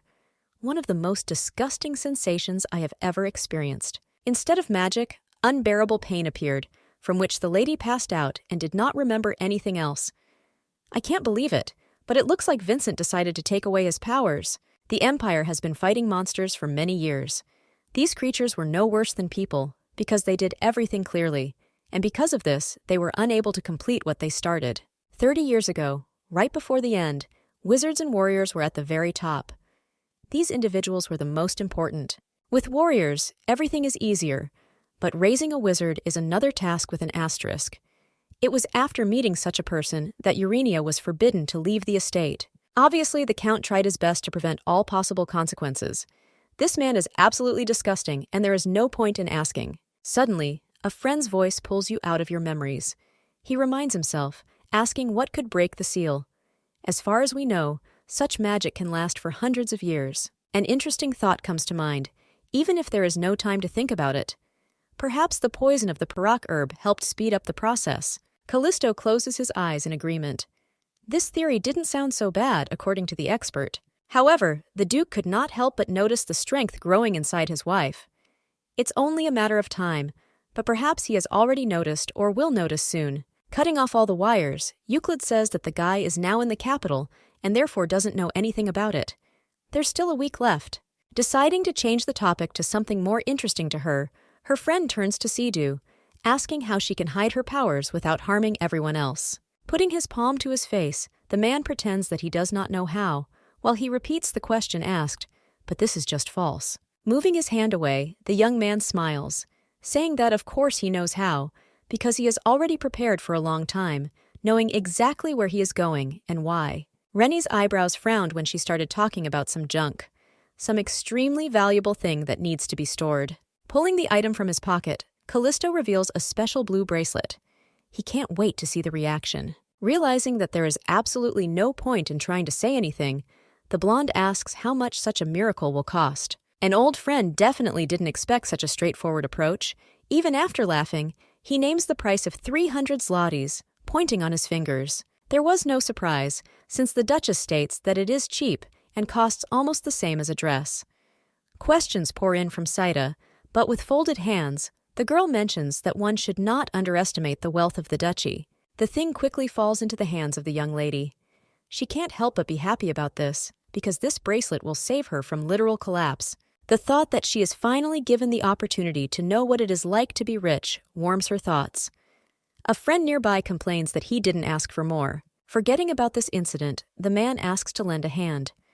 The briefing was carried out, and all because there are not many functions here. It is worth clicking on the main stone to hide your powers. Showing where to press in order to release it, the acquaintance simultaneously informs about one more small detail. The bracelet will last only a month. Disappointment envelops the main character when she asks if this is true. It was clearly not expected that there would be such a short period of time. Not happy with this reaction, Callisto begins to make excuses, saying that this thing is very rare and also without side effects. Stretching out his hand, he asks for the item back. Realizing that there is still no other option, the girl hides her hand, refusing such an offer. Everything can still be fixed. Cassius must never learn about magical powers. If necessary, you can buy another copy of this type, and then this will simplify the situation. Changing the topic again, remembering one important detail, the heroine asks about her treatment. The brunette promised to find her a good doctor. Smiling, the young man, as if nothing had happened, invites the lady to the capital for a holiday in 2 days. Just what you need. Not expecting such a turn of events, the beauty stares and asks again. She didn't even hear about the celebration. Already getting up from his seat, the guy talks about the right person who will definitely appear there at the right moment. Don't underestimate people. Trying to object, Euclid is clearly trying to detain his friend with his words. This doesn't work out very well. A smokescreen appears out of nowhere. It seems like someone pulled this trick on purpose, and everyone even knows who it was. Turning towards his friend, the brunette winks, promising that they will see each other again in the near future, and then disappears. Coughing, the Duchess thinks about how tired she is of this. The best option would be to leave like a normal person. The most beautiful dessert stands right in the middle of the table. The exquisite taste and pleasant aroma beckon you, trying to force you to eat it. The blonde takes the spoon in her hands, then dips it into the mold, and then smiles. This is an incredibly tasty dish without any doubt. In a past life, the heroine was deprived of such joy, and it was quite sad. I didn't want to remember how the young lady suffered. Count Vincent, according to all the laws of logic and calculations, should very soon try to do something and thereby ruin everything. The door opens quietly, and Guile appears in the room. Bowing obligingly, the guy doesn't say a word, just looking at his interlocutor. A quick smile appears on Euclid's face. She always needs to be friendly and keep her face in order to remain in the circles of servants. The man did not expect such behavior, but still does not really show his embarrassment, saving face. Leaning forward, the guy notifies that the designers will arrive in an hour, to which he receives easy consent. The blonde can't wait for this anymore. The tray, which had been in his hands all this time, lands neatly on the table. The young man helpfully talks about the sweets he brought. Smiling, he says that children like this. On the plate lies a pink candy, similar to marshmallow, cut into small cubes. The girl is 20 years old and an adult, so this attitude has a bad effect on her reputation. There is nothing left to do but ask what the problem is. Guile is not going to spoil anything, because he was just thinking about God when he saw the caramel. Although even in some ways he is right, since, not counting Opilia's child, the blonde is the youngest here. As you know, Cassius is also quite young, because he is only 25 years old. He's not much older than Urania, but still. Lena, in turn, despite her appearance, is already 29. She looks quite young, so you might think that she is 20, but no. Obviously, all the servants are older than the mistress, because they are hired only after 20 years. This is not sad news. An unexpected question appears in your head, and then leaves your tongue literally in a split second. The girl asks how old Gailey is. Deciding not to contradict and answer immediately, the butler silently looks to the side, and then says that he is 39 years old. The hand weakens, thereby allowing the spoon to fall out of the palm. Perhaps, after all, surprise had such an effect on the beauty because she did not expect this. A beautiful spoon ends up on the floor, waiting for someone to pick it up since the owner has dropped the item. The eyes widen, and the voice fills with horror. The girl really thought that the servant was not much older than her, and that's why she behaved this way. She could think whatever she wanted, and think that he was between 20 and 30 years old, but not nearly 40. Trying to show ethics in communication, the beauty puts her palm to her mouth, clearing her throat. She is interested in the secret of the butler's youth. A crazy thought comes to mind. But is it really all because of a hobby? This cannot be, because this is nonsense. But who knows? The guy tries to change the subject by asking what he was ordered to do with Talia. The girl immediately understands that the conversation on the topic is closed, which means she needs to continue talking about something else. Smiling, the blonde claims that everything is fine, and therefore it's worth holding off for now until the investigation is over. Agreeing with the Duchess's answers, the young man is about to turn around, but a voice interrupts. The blonde asks if her husband did anything to her. A slightly relaxed tone helps to calm down, and Guile says that this did not happen, because the man completely entrusted the matter to his betrothed. It seems that Cass does not want to worry Urania, and is trying to take care of her health and well-being as much as possible. This man certainly cannot worry the young lady, because just his glance makes the blood run cold. Standing up abruptly and pushing back her chair, the girl notices that she urgently needs to meet with Talia. More information never hurts. Turning around and heading towards the exit, the Duchess is almost disappearing behind the door, but the servant's voice stops her. He wonders if she will let the woman out. Compared to the Duke, the blonde looks much kinder, and this is one of her most important advantages. The eastern tower is illuminated by the sun, but at the same time, a strange, unpleasant feeling hovers everywhere around. The lady confidently heads towards the entrance, while the guy walking behind asks again and again whether the person really intended to go there. He doesn't want bad consequences, because if something happens, the heads of the guards and servants will roll. Everyone will feel bad. Stopping, but only for a minute, the beauty gives people a cold look, declaring that he is exaggerating. This can't be reality. Giles still won't back down, trying to resist. The Duke personally made it clear that the safety of Euclid is everyone's personal responsibility, and there is no choice about it. Sadness, for obvious reasons, falls on the girl. It looks like now she can't go anywhere alone. Bowing her head and holding the hem of her dress with her hands, the sullen blonde walks up the stairs. She shouldn't behave this way, but she has no choice. It is quite difficult to control emotions, especially one-on-one with this nasty ladder. I can't believe she has to climb it again. Perhaps the girl is still weak, or it's just a slippery staircase, but her leg slides down as if broken. Not even a second passes before the mistress flies down the stairs, but one of the servants, screaming, grabs her shoulders, thereby saving her. Laughing awkwardly, the girl says words of gratitude because she didn't fall, but still she didn't need anyone's help. I didn't want to admit this. The green-haired guy, who was noticeably nervous, shows with his hand which direction to go. After the incident, the heroine almost fell a couple of times, while literally everyone around her was afraid for the safety of the Duchess. The blonde's body literally flew in different directions, realizing that it was difficult for her to stay on this rise. She is still so proud that it is better not to ask for help. However, this is no longer so important because it all ended happily, and the beauty managed to reach the dungeon without any bad consequences. Someone behind, but very close, claps his hands. Perhaps this is an honor or a simple coincidence. One of the servants exclaims about how well the lady did. It takes a lot to put yourself in such a position and do everything in the best possible way. The girl, realizing that she would soon explode, was almost shaking. It seems like the guards are just collectively bullying her without any right to do so. Smiling a feigned smile, the girl asks if this is all arranged on purpose, although this is obvious even to a small child. Everyone present is trying to pretend that nothing happened. It seemed to everyone that this was why they decided to make such a dubious compliment. Rising further and approaching the imprisonment room itself, Talia's loose hair can be seen even from afar. She sits looking at the floor. Reflections consume the blonde. Because of her parents, the maid took the path of evil, but initially she was not so strange and evil. Even despite all these factors, the maid did a lot of nasty things, and the Duchess managed to really suffer because of her. No longer in thoughts, coming very close, the lady asks in a quiet voice how she is doing here, being in captivity. A tired look rises to the beauty while she continues her tirade. Talia has to live in dust and dirt and drink dirty water. Hands shake, and then helplessly clutch at the dilapidated iron bars. A hoarse voice calls the interlocutor's name, trying to convince her of something. Dropping to her knees again, the woman begins to cry and beg for forgiveness. She screams something about how she was forced and she didn't want to do it. A proud, cold gaze drills into the girl, trying not to give herself away. The blonde sighs and then asks who did it. The second time it becomes more strict. Answers are needed to find out who is responsible for all this, but the answer is not coming out as expected. Euclid does not hesitate long and mentions Gerard.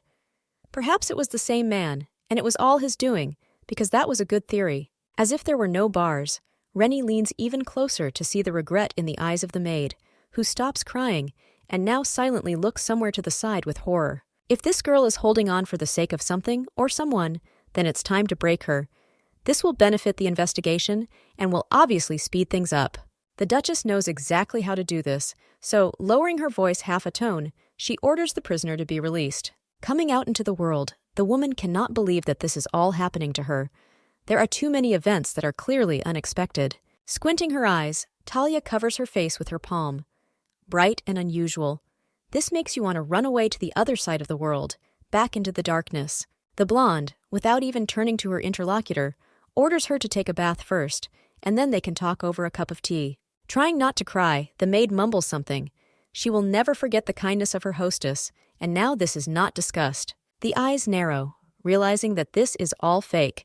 This can hardly be called kindness, even if it is considered such. Urania will never be able to forget the stench of dirty water and floor rags, and how servants walked freely during bathing. While in the castle, the lady gives orders to the young man. He is obliged to guard the bathroom and will never allow her to escape if such attempts are made.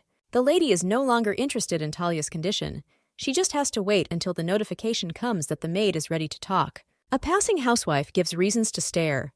Already half the servants are aware of everything that is happening, and some of them do not understand it. The maid, with her head down, does not dare say a word. Now control is not on her side, and therefore she is not subject to this. A procession of 6 people moves further through the castle. 2 servants hold the prisoner's hands to prevent her from attempting to escape. The woman was indeed wrong. It's too early to think that this is kindness, because Rennie is vindictive and doesn't forgive easily. The neck itches, and the legs leave red marks that do not heal. The mouth opens in a silent cry of pain. The eyes widen as Talia herself curses the mistress. She shouldn't be trusted and should have been on alert. Perhaps the person wants to take revenge and force him to wash in the slop. The body itches literally everywhere, and the unpleasant sensations make you shudder. Less than 5 minutes had passed before the council, consisting of Opilia and Lena, decided what had happened. The maid ran out naked as soon as she saw the bathroom and yelled something about the slop. A slight note of surprise is reflected on the beauty's face. It was unclear what such a terrible thing happened to her there in prison. Urania's plans included a conversation with the prisoner, but it seems that she is completely incapable of doing so right now. Sighing, the girl orders the girl to be allowed to come to her senses. So many questions and so few answers. Not the best situation to be in right now, but not the worst either. It's midday outside the window. The sun is shining mercilessly because it's already late summer. I would like to curtain all the windows and never go out, but this is not the best solution. Holding a cup of tea in her hands, the girl is immersed in her thoughts. Gerard clearly used Thalia and brought her to this state, and, accordingly, to the dungeon. Unfortunately, the lady does not have the right to question the guards of Euclid, even if she really needs it. As the law says, the Duchess can only handle the internal affairs of the estate, and she simply does not have the right to do more. The Duke, in turn, is subject to all control. Cassius has the right to command and speak with the order of knights. Out of nowhere, Guile appears again. He bends down, announcing that the designers from the studio have finally arrived. This long-awaited meeting. The order that they need to be let in was carried out with lightning speed. A huge number of dresses, hung in a row, one after another, appear in the room. The room is no longer empty, because it is all filled with accessories. A huge full-length mirror is also here for the convenience of trying on clothes. The heroine's mouth opens in surprise. She couldn't even dream of such a number of things even in her best dreams, and this is not a joke. 2 beautiful girls appear in front of the blonde and begin to introduce themselves, wishing good morning. The shorter one is Sasha, and the brunette is her assistant Mina. Smiling, Urania also introduces herself, saying how glad she is to meet you and that they should take care of her. Trying to wave her arms in protest, the pink-haired girl suddenly says that she shouldn't introduce herself like that. Deciding not to contradict in order to speed up the situation, the Duchess agrees and continues to remain silent so as not to spoil her reputation even more. The girls seem to be greatly impressed. They did not know that the mistress of the estate was such a beautiful and pleasant woman. Taking a break from the conversation, Sasha goes up to the hanger and points at the clothes, offering to demonstrate already completed outfits that can be tried on. Bowing her head in agreement, Rennie asks to see the best of the proposed options. There is very little left before the holiday, and nothing is ready in the kingdom. It was worth reaching an agreement with the most prestigious studio in the capital, but they were overwhelmed with orders. The best solution turned out to be to call Alexandra, who owns a sewing workshop on the edge of the capital. They're not particularly popular for the brightness of their dresses, but that's for the best. There is no specific dress code at the event, and this is to the advantage of the young lady. She won't have to struggle to find a discreet dress for a hike. The pink-haired lady leads the Duchess to the mirror, which reveals a beautiful reflection in a white, open dress. A slight smile lights up the faces of friends. Sasha continues to spin around, talking about how wonderful the hostess is. She herself couldn't believe that this could happen. Not even a minute passes before the assistant appears with a blue cloth. The girl, in turn, offers to try on another dress. Then everything started spinning like a non-stop whirlwind. The dresser's eyes shone while she offered another dress, but in a different color. Hands reach out to the blonde, bringing her a fabric that doesn't fit at all, but she has to try it on. The Duchess is ready to run away, but Alexandra, who is looking for everything, is able to get anyone, having a wonderful sense of manifestation. Sitting in a dress that seems to be too tight, Urania suggests taking a break and drinking tea. She urgently needs air. Lena, who has been nearby all this time, carefully puts her hand on her shoulder and then screams in surprise. Waving her arms, the maid gives orders. She urgently needed water, and this is not discussed. The lady is probably feeling bad, and this is much more important than anything else. Grabbing her friend's wrist, the brunette notices how tense the girl is, which means the dress is too heavy for her still fragile body. A pink-haired beauty appears out of nowhere, laughing a little. After all, this is impossible, since their dresses are the lightest in the city. The girl still doesn't leave her owner's side, trying to calm her down with her touches. It didn't have much effect, but it wasn't entirely bad either. The tired voice of a blonde cuts through, asking to find and bring here a servant who would look like a young lady. Immediately jumping up, the beauty assures that everything will be done in the best possible way. After all, you can rely on it without unnecessary thought. Then the funnel with dresses began again. The worker showed a dozen more dresses, asking her opinion. It's better not to know that an item is bought only for one publication. If a lady were asked what she wanted, she would definitely not include clothes in this list. All these robes are exactly the same, so, in fact, there is nothing to choose from.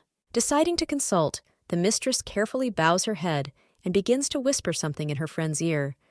This is her first time choosing a dress, and it is not an easy task.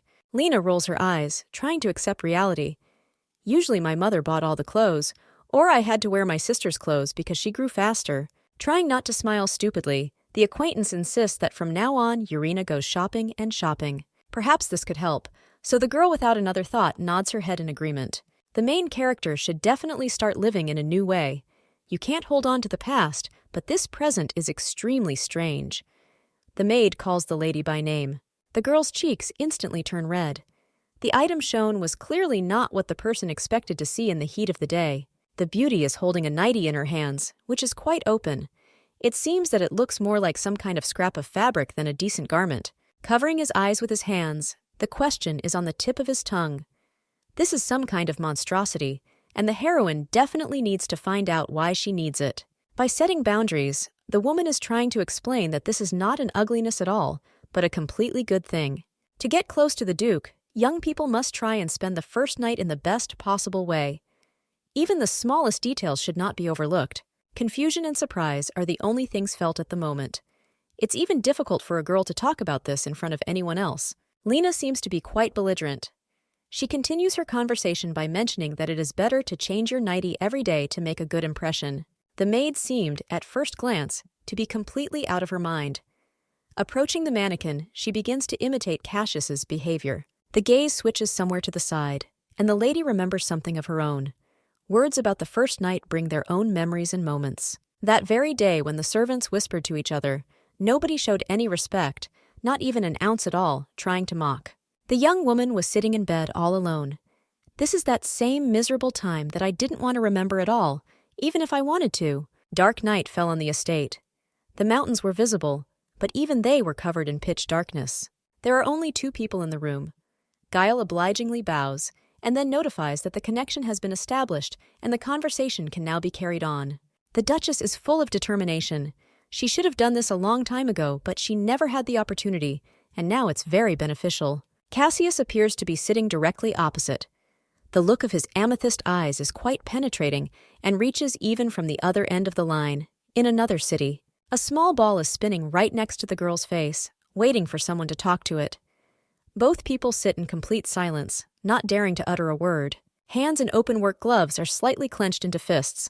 It's not so bad, because at least we managed to establish a connection. You just have to pull yourself together and tell everything.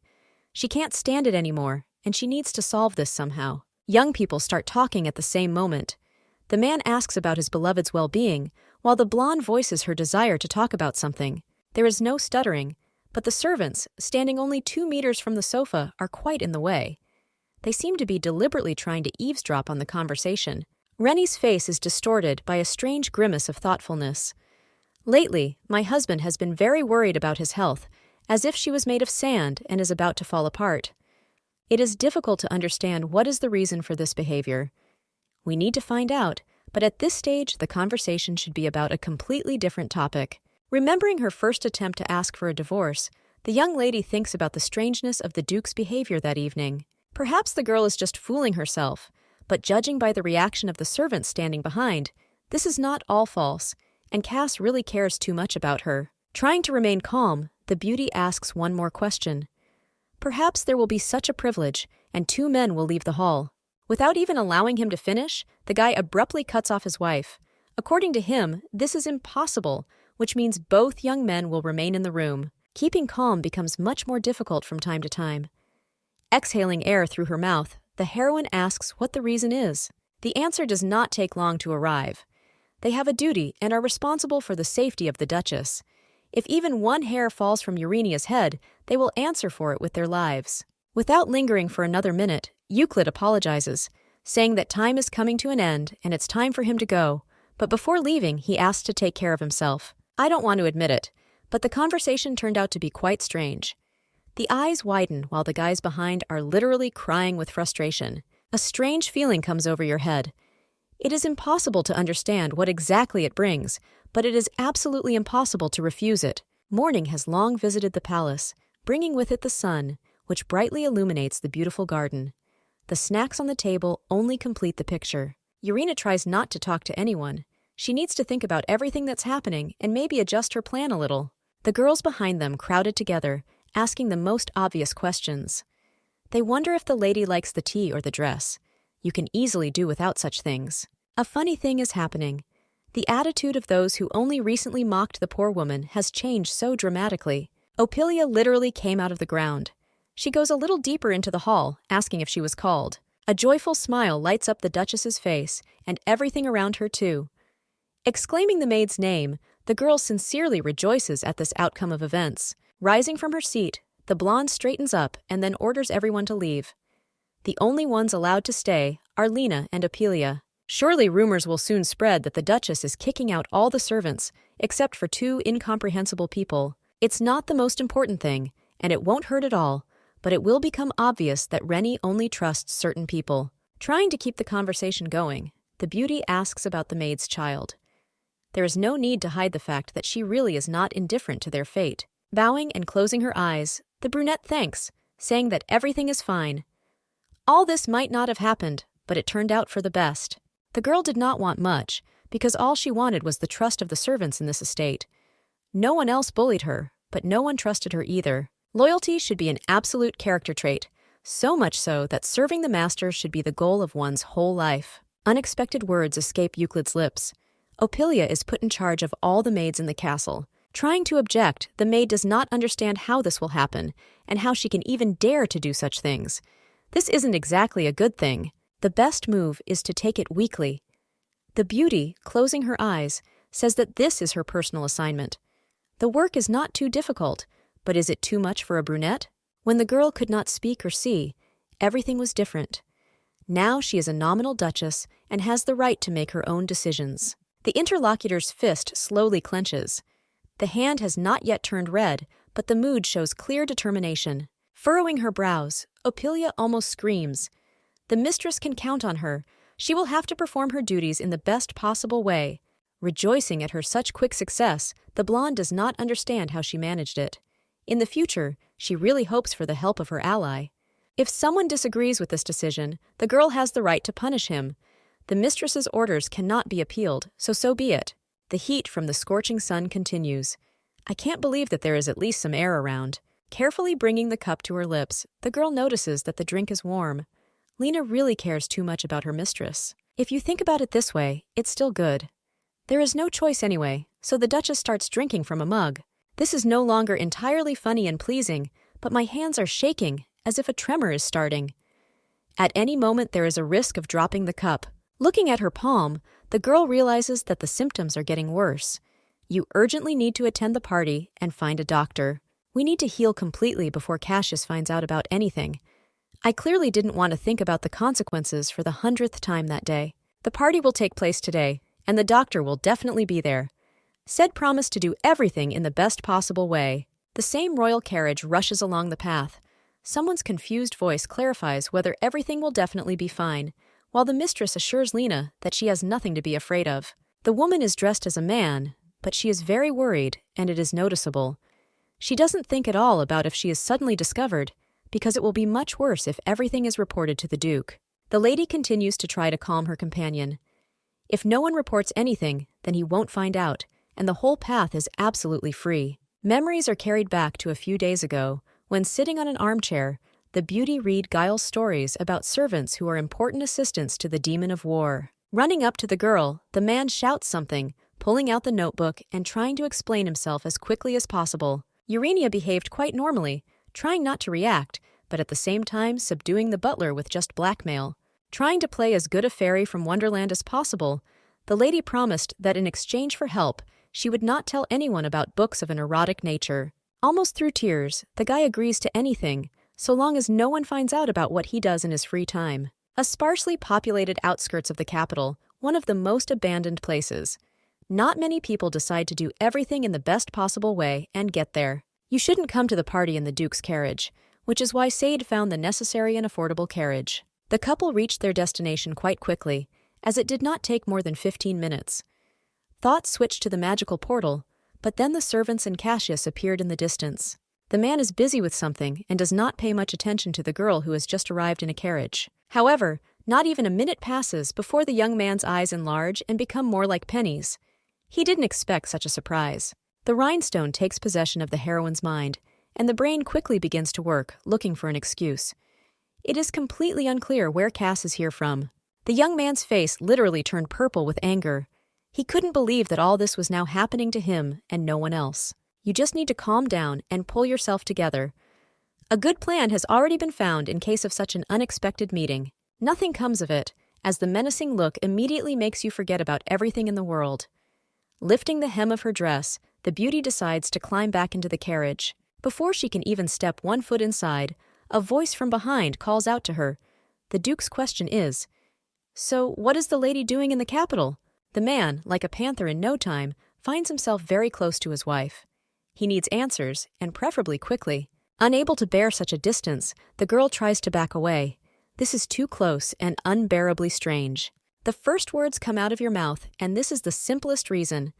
The blonde came to see the guy, because even on her route, there is a townhouse. Her eyes dart up and down, but trying not to remain silent for more than 1 minute, the girl asks in a belligerent tone what happened, because perhaps she is not welcome here. Without saying a word, Cassius simply continues to stare at his interlocutor. He has something to say, but something else is diverting his attention. The Duchess is very beautifully dressed. A scarlet dress, which is moderately open, but at the same time quite cute, stones on top, and such innocent eyes, which are clearly included in the set. Euclid assures that she is being cunning, since such attire was not worn to meet her husband. Turning her head away, the heroine notices that the young man clearly did not like the outfit. Looking herself up and down, Rennie doesn't understand what the problem is. She thought the dress was beautiful, especially since everyone was complimenting her. The guy changes the subject, talking about the danger of being here, so he asks to go to the townhouse, to which he is refused. Asking again, the Duke clearly drew conclusions for himself, because his betrothed did not come to him. She has some kind of meeting. Raising her index finger, the heroine tries to argue. She was on her way to a party, but decided to stop to meet Euclid. The guy's gaze changed at the speed of light. He asked if it was really a party dress. Confirming the words of her interlocutor, the girl tells how she will be able to emphasize her status and integrate into society. Asking not to worry, the beauty talks about her escort, who is a reliable person and will help at any time. Excitement filled my mind, preventing me from thinking rationally. Euclid asked again about what would happen if he was not around. Freezing for just a few seconds, the girl exhales, and then recommends not to worry and just mind your own business. Turning his head towards the carriage, the man sharply asks if the maid dressing up as a guy is part of the party. Grinning, Cass notes that perhaps it's just a strange hobby of hers that he didn't know about. After turning back to his beloved, he continues his stream of sarcasm, noting that perhaps this is the Duchess's passion. Deciding to calmly explain the situation, Urania says that she asked Lena to change clothes, since there is no other man in mind. As if not understanding at first, the Duke asks again, and clarifies whether she has any other partner. It looks strange. The young people silently continue to stand and look at each other, not considering it necessary to say anything. The Duchess closes her eyes and decides that it is now her turn to mock. She once again confirms her guesses, noting that now it seems that Cass has health problems. The rumor has already suffered, but what will happen next? After a few seconds of such an awkward moment, the horse appears along with a servant who considers it necessary to notify about the discovery of traces of persecution. Surprise knows no bounds, because the beauty did not expect that after the check, someone would follow her. The interlocutor turns towards the young man, trying to remain calm and not start shouting or reading his morals. Inhaling and exhaling, the guy is not entirely aware of what is happening, but decides that the best option would be to simply turn to his wife. It looks like someone was trying to attack, so you should be a lot more careful. The guards should be located next to the carriage or even inside. Lena's head appears from the cart, and then her whole body. The maid blinks her eyes in surprise, ready to come to the aid of her friend. Trying not to fall on her side or to the ground, the girl carefully grabs the maid's hand in the hope of help. Being around Cassius all the time, these trips did not lead to anything good. When you are with him, your heart always beats faster than usual, and because of this, your strength disappears. Already sitting on the soft seats in the carriage, the brunette continues to ask about the well-being of the mistress, to which she simply shrugs it off. Changing the topic of conversation, the blonde suggests forgetting everything and finally going to this party. The fox mask ends up first in the hands, and then on the face of the main character. This is the same distinctive sign that helps to camouflage. Even then, when friends were writing to each other about the masquerade, Sade wondered why the girl thought that they simply did not recognize each other with masks on their faces.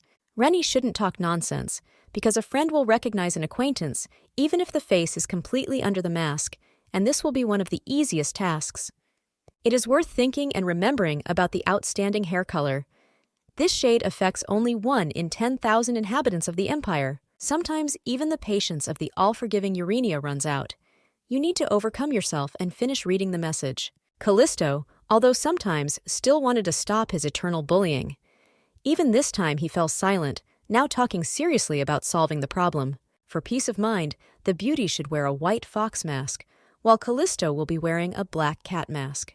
The entrance to the party was quite heavily guarded, because there were several servants standing there who checked everything exactly.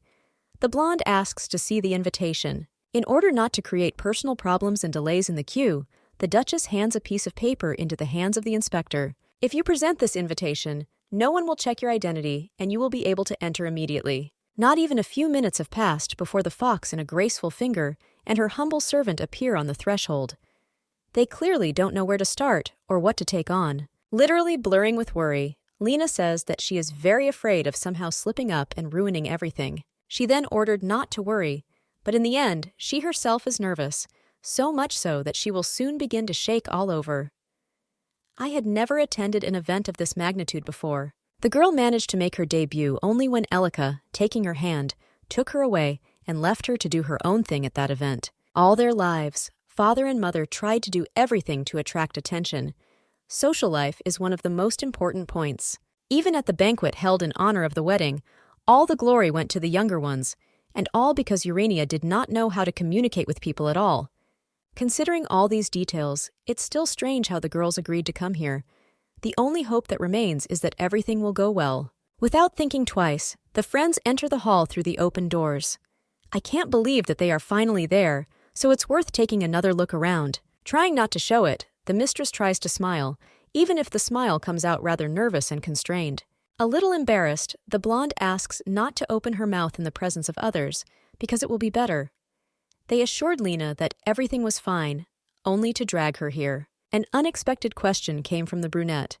She suddenly wondered what they were doing at the auction party. Usually at such events, the first thing, as the most important thing, was an illegal auction where illegal things were sold. Another one of the most important was the exchange of confidential information, exactly the one that cannot be disclosed to anyone. As far as the heroine knows, in such places men and women sleep with just anyone. This is not the best detail, but the girl cannot tell the maid. Clearly nervous, Rennie tries to explain herself. According to her, there is just an auction and other fun events going on here. It's clear from the companion's face that she doesn't really believe. Grabbing her friend's shoulder with her hand, the heroine realizes that she has messed up, having forgotten what is happening here, but this is not a reason to leave. The young couple, trying not to show how bad everything is, carefully follows into the depths of the hall. Various people in dark masks wander around the room every now and then. They all seem to be wondering who came, so they stare, even though this is not true. Two girls try to scout out the situation as quietly as possible. You should not show your face, even if it is wearing a brand new closed mask. Said is still nowhere to be seen. It's very interesting where he is and whether he came. The nightcat seems to have disappeared. Thinking, the girl understands that she needs to think like her old friend. He has his own quirks. Turning her head, Urena tries to look around. The eyes slowly widen because the prey has been found. Callisto in a dark mask is spinning on the arm of some maiden. His trajectory is almost the entire hall, and he is clearly enjoying it. At this time, Lena slowly follows behind, but a waiter constantly appears on her way, offering champagne. The guy seems to have completely gotten the hang of it, because he rather briskly grabs the glass, trying to drink the contents. Taking the liquid, the lady notices that she still cannot drink this here. This is not the best idea. Leaning over her friend's ear, Rennie says that she will leave her for a very short time. There is one unfinished business that involves Saeed. The maid's face betrays strong doubt, and this is obvious. She is not sure that the mistress should go all alone after surveillance. Smiling, as if assuring that everything will be fine, the blonde talks about her friend's personal security, which, if anything happens, will take care of her. Walking around the hall, the beauty gives instructions. If she doesn't arrive in an hour, then you should go to the carriage and wait for her there. Once again trying to hide her nervousness, the lady once again asks Lena not to talk to anyone. Said peers into the distance, noticing a silhouette in a red dress and realizing that this is most likely his companion, who is already waiting. Approaching a little, the blonde folds her hands in a pose that shows with all her appearance that she is uncomfortable. The young couple is at the very end of the room, but something is alarming. Turning around, the Duchess notices that she feels someone's gaze on her. The brunette calls out to his friend, asking her to follow him so as not to waste time. She understands why this is being done. It's impossible to confuse, but most likely the lady just imagined it. Paranoia exists in all people to some degree, so the best thing to do is just calm down. Friends silently continue their procession. They have almost arrived at their destination. Already near the treasured door, the girl suddenly notices that she had not noticed such a frantic crowd before. It's really strange why there are so many people here. They are like the sea. They float and float, gathering in one place. The thought process is interrupted by none other than Callisto. He points to the side, saying that his room is there. It is in that room that all transactions take place. In it, the guy was given information about the Dr. Urenia, but she is interested in finding out at least what kind of person he is. Realizing that it is really important for the Duchess to know, Said decides not to hesitate and knows that this is the wife of the White Eagle who threw today's party. Phoebe Lillian is a fairly famous person in the Empire. You can't ignore her, because everyone knows about her abilities. As he opens up to his girlfriend, the man complains about how he went out of his way to find a wonderful doctor for a wonderful woman. She no longer has the strength to incite her friend, so the heroine promises to reward him generously as soon as the treatment is successfully completed. Bowing his head, as if giving respect, the guy rejoices at this outcome of events. Approaching one of the servants, the young man asks him to tell him that Callisto has arrived and is waiting at the entrance. Apparently, he is known here, but this does not help stop the nervousness of the beauty, who does not know what to expect. Standing in front of a woman, the lady tries to ask for help as politely as possible. She found it with the help of the guild. A beautiful woman in an excellent dress sits directly opposite. The look is a little tired, but work probably won't wait. The young man said goodbye right in front of the office. Wishing him luck, he assures that he will need it, because persuading such a doctor is not easy. Putting his fingers to his forehead, he salutes, saying that it is time to continue his service. It's like he has no choice. Phoebe announces 2 rules. Even if the girl was brought by a trusted person, under no circumstances should you take off your mask and talk about your personality. Surprise freezes on the Duchess's face. However, for a long time, she does not think about why everything happens this way. Looking away, she realizes that this is quite logical, since today is a masquerade, and the interlocutor's husband is hosting it. The conversation continues as Lillian asks what they can offer her in return for her help. The hand takes out a dark bag, which probably contains pleasant contents. The lady opposite doesn't understand. Smiling, the beauty holds out the little thing, asking if this is enough. She doesn't want to push on. It's worth trying to find a common language. Phoebe's eyes drop somewhere down, examining and evaluating the pouch. Surely it matters how valuable the content is. The silence is too heavy on the ears, so the blonde begins to get very nervous. I can't believe this won't be enough. Another exactly the same bag falls on the table. I want everything to go in the best possible way, because the doctor is an important link in Urania's plan. Trying to ask for at least a hint about the price, the maiden suggests that Lillian's services cost much more than she offered. Exhaling air, the interlocutor states that she is not particularly interested in money, otherwise she would not be treating people, but would be chasing banknotes. Confusion is clearly reflected on the face. Said was right, it wouldn't be easy at all, and you could spend hours persuading him. A good thought comes to mind. Perhaps, if you demonstrate your strength and thereby somehow prove your importance, everything will work out. The hand falls and clasps the wrist with almost weightless movements. The bracelet is waiting to be pressed to release the power. The woman is a doctor, which means she might be interested in Urania's abilities. No one promises victory, but it's worth trying to take part. At first, the girl always walked around confused because she didn't know what was happening, but now she understands what this black shadow is around people. The dark manifestation could be in completely different places. The connection has never been made. If you concentrate, the heroine manages to see even the smallest manifestations of shadows, that is, illness. The Duchess's eyes snap open. Power flows inside the veins, making it clear that everything around is now subject to it. Switching her gaze to the man in the hood, the girl clarifies whether he also came to get help from the doctor. Bowing her head, Phoebe responds by saying no. According to her, he is completely healthy, but came to get checked. The shadow near the man's head is quite thick. He can't be okay, so there's no certainty. Perhaps the person is hiding the fact that he is sick, or does not know anything at all. It is strange that those present did not notice this. Putting a finger to his mouth, Rennie asks what if the lady made a mistake, and he still needs help. Lillian calmly denies, because she examined this patient yesterday, and no symptoms were detected. She wants to know what the assumption is based on. Trying not to sound as crazy as possible, the blonde talks about how when something is wrong with a person, she sees the sore spot. Perhaps this is unfortunately, but the heroine can also see her illnesses, even if she doesn't want to. Agreeing, the woman says it's possible they didn't find anything because the disease only recently appeared. This is hard to believe, but it sounds quite interesting. Still, it wouldn't be logical to take some strange girl's word for it. You just have to carry out a new inspection, and then everyone around you will see for themselves. Phoebe's students, one interrupting the other, shout about fraud, because the girl showed up at the party, wasting time and doubting the qualifications of the doctor. The girl bows her head, realizing that she is speaking the absolute truth. She has nothing to be ashamed of, and there is no need to kick her out, because you can just see for yourself. The maids in the background continue to shout that the beauty who has come is crazy, but Lillian has a completely different opinion. The voice asks to come closer, so Urania's face instantly lights up with a joyful fire.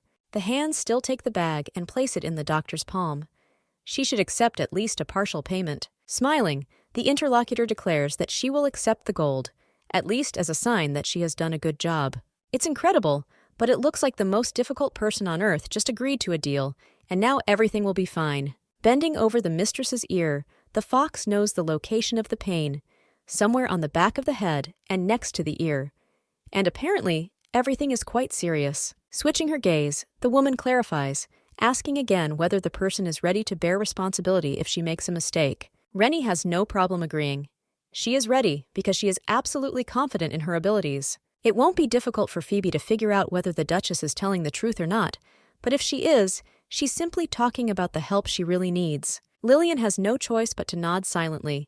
She really hopes that this is all true, because she also wants to help. Calling one of the servants, the mistress asks Janie to bring paper and a pen to fill out the form. The doctor asks you to fill out a form and write down your address so that you can contact him later when everything is checked. The letter is complete, and the only remaining request is that Phoebe not write her name on the envelope immediately after sending it. The estate had a rather beautiful, extensive garden and a huge number of flowers. This is unthinkable and extremely wonderful. The lady, holding the hem of her dress, goes out into the street, constantly looking around. Finally, all this is over, and the face can be free. Urania takes off her fox mask and takes a deep breath. The girl asked to wait in the carriage, but if the maid was there, then all she had to do was wait. The not very pleasant thing was the strange sound.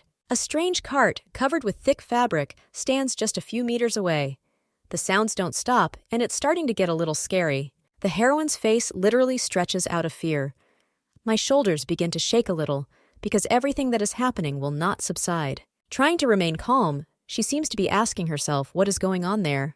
A second later, he feels the impact of a sound wave, or a real one, and Rennie is abruptly thrown aside from everything that is happening, not giving him a chance to escape. A huge monster crawls onto the road. One head looks more like a mythical goat, and the other like a snake. Teeth measuring under a meter inspire confidence. Fear increasingly envelops the beauty's insides. Where could this beast come from if no one destroyed the artifact and released them? Her thoughts quickly turn to the whistle she was given for self-defense. It's worth at least trying before it's too late. Determination knows no bounds. There is no choice, because I want to live much more. Drawing more air into her mouth, the girl applies the little thing and then blows with all her might, hoping for outside help. A new wave takes over the entire body. Because of the wind, nothing can be heard, but the monster is getting closer and closer despite the distance. We urgently need to pull ourselves together and try again. Only such thoughts haunt Rennie, because if you don't try, you'll never know. The mouth is already opening to pounce. It looks too ominous, since no one expected the death to come so quickly. I want to close my eyes and not think about anything else. I want to forget about everything in this world. But out of nowhere, a man in a black cloak appears. The thing moves in the wind, while a sharp sword cuts off the head of the monster, who was already closer than a meter from the Duchess. By the hair and facial features, one could understand who exactly came to save the girl. Surprised eyes widen even more. While the beauty is quietly surprised, because she did not expect to see the Duke right here and now. Finishing the job, the guy turns around, starting to read the morale. According to him, perhaps this is how Urania expresses her protest against the refusal to get a divorce. Sighing, the young man notes that he will soon go so crazy, but no one listens to him anymore. The blonde asks why he is here if he has business to do. Putting the saber back into the holster in his bosom, the man looks wearily to the side. It's pretty logical why he ended up here. Slightly not understanding what is happening, the girl tries to comprehend and digest the words that have just been spoken. Changing the subject, the guy says that what's more important now is that his wife hates him so much that she won't even let him touch her toes. Squinting, as if not understanding what kind of insanity this is, the Duchess wonders what kind of nonsense her interlocutor is talking about. Both have absolutely nothing to say. They don't understand what the problem is with each other, because everything is much simpler than it seems. Trying to be the first to start a conversation, the beauty still asks how the man ended up here. As if ignoring the question, the guy asks how his wife ended up at the party, although she didn't tell him anything. Looking down, Urania mentions Side, who invited her a long time ago, and she could not refuse her old acquaintance. The Duke can't help but seem overly sad. He even looks a little unhappy, considering that nothing bad or terrible happened. According to him, the girl is playing with his feelings. I can't believe that a person in the full dawn of his strength is able to say such a thing. In this case, everything is just the opposite. Again, starting the same topic, the young lady folds her hands, apologizing and saying that the Duke's honor will not be spoiled, because the promise not to do this has already been made. Asking again, the young man tries to believe in everything that is happening. The husband came here only because he was worried that she would stain his family. A menacing voice makes it clear that the jokes are over. Honor is given to this man by birthright, and he certainly does not look like someone whose dignity can be taken away or denigrated. The girl recoiled in surprise. She couldn't believe that all this was happening for a completely different reason. Trying not to appear even more strange, Cassius leans down to be on the same level as the woman. The eyes seem to flash thunder and lightning, while the guy said that the interlocutor, like the honor, belonged only to him. Narrowing her eyes, the heroine is indignant because she is not a thing to belong to anyone. She is her own boss. Leaning even closer to his betrothed's face, Cass threateningly repeats his tirade. The couple vowed to each other to always be together and not break it. Mild disgust can be read simply by emotions. The Duchess did not understand what he was talking about. Something else happens at exactly the wrong time. The man's gaze switches to the lady's feet, and then he notices the shoe that has slipped off. The guy squats down, picking up a beautiful shoe from the ground. He should do what he started. Without thinking twice, he asks if they will allow him to help put his shoes back on his feet. The desire is out of the ordinary, but who is ideal? Leaning over and looking down, the lady doesn't even know what to say. This was probably discouraging and confusing, but there was still no choice. A hand in a black glove, soft like cotton wool, takes the main character's leg in order to complete what she started. Every day it becomes more and more interesting why my husband behaves this way. It's not like he cares. Continuing to go about his business, at the same time the guy begins to talk about divorce. He really doesn't want to do this, and there's one pretty obvious reason for that. The leg is finally in its place. The shoe fits like a glove, but definitely interrupts the man who was interrupted for a second. The Duke does not want to lose Urania. This is his honest answer, and you can truly believe it. The silent question, like an unbearable weight, insists on the beauty's face.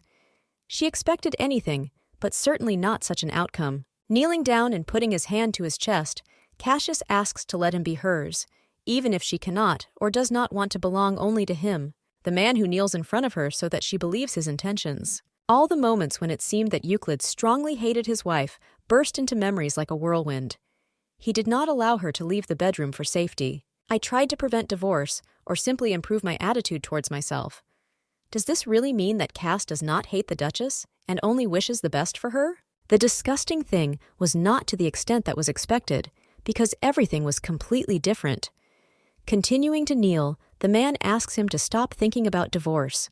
It seems that Cass seriously considers Rennie his wife and a member of the Euclid family.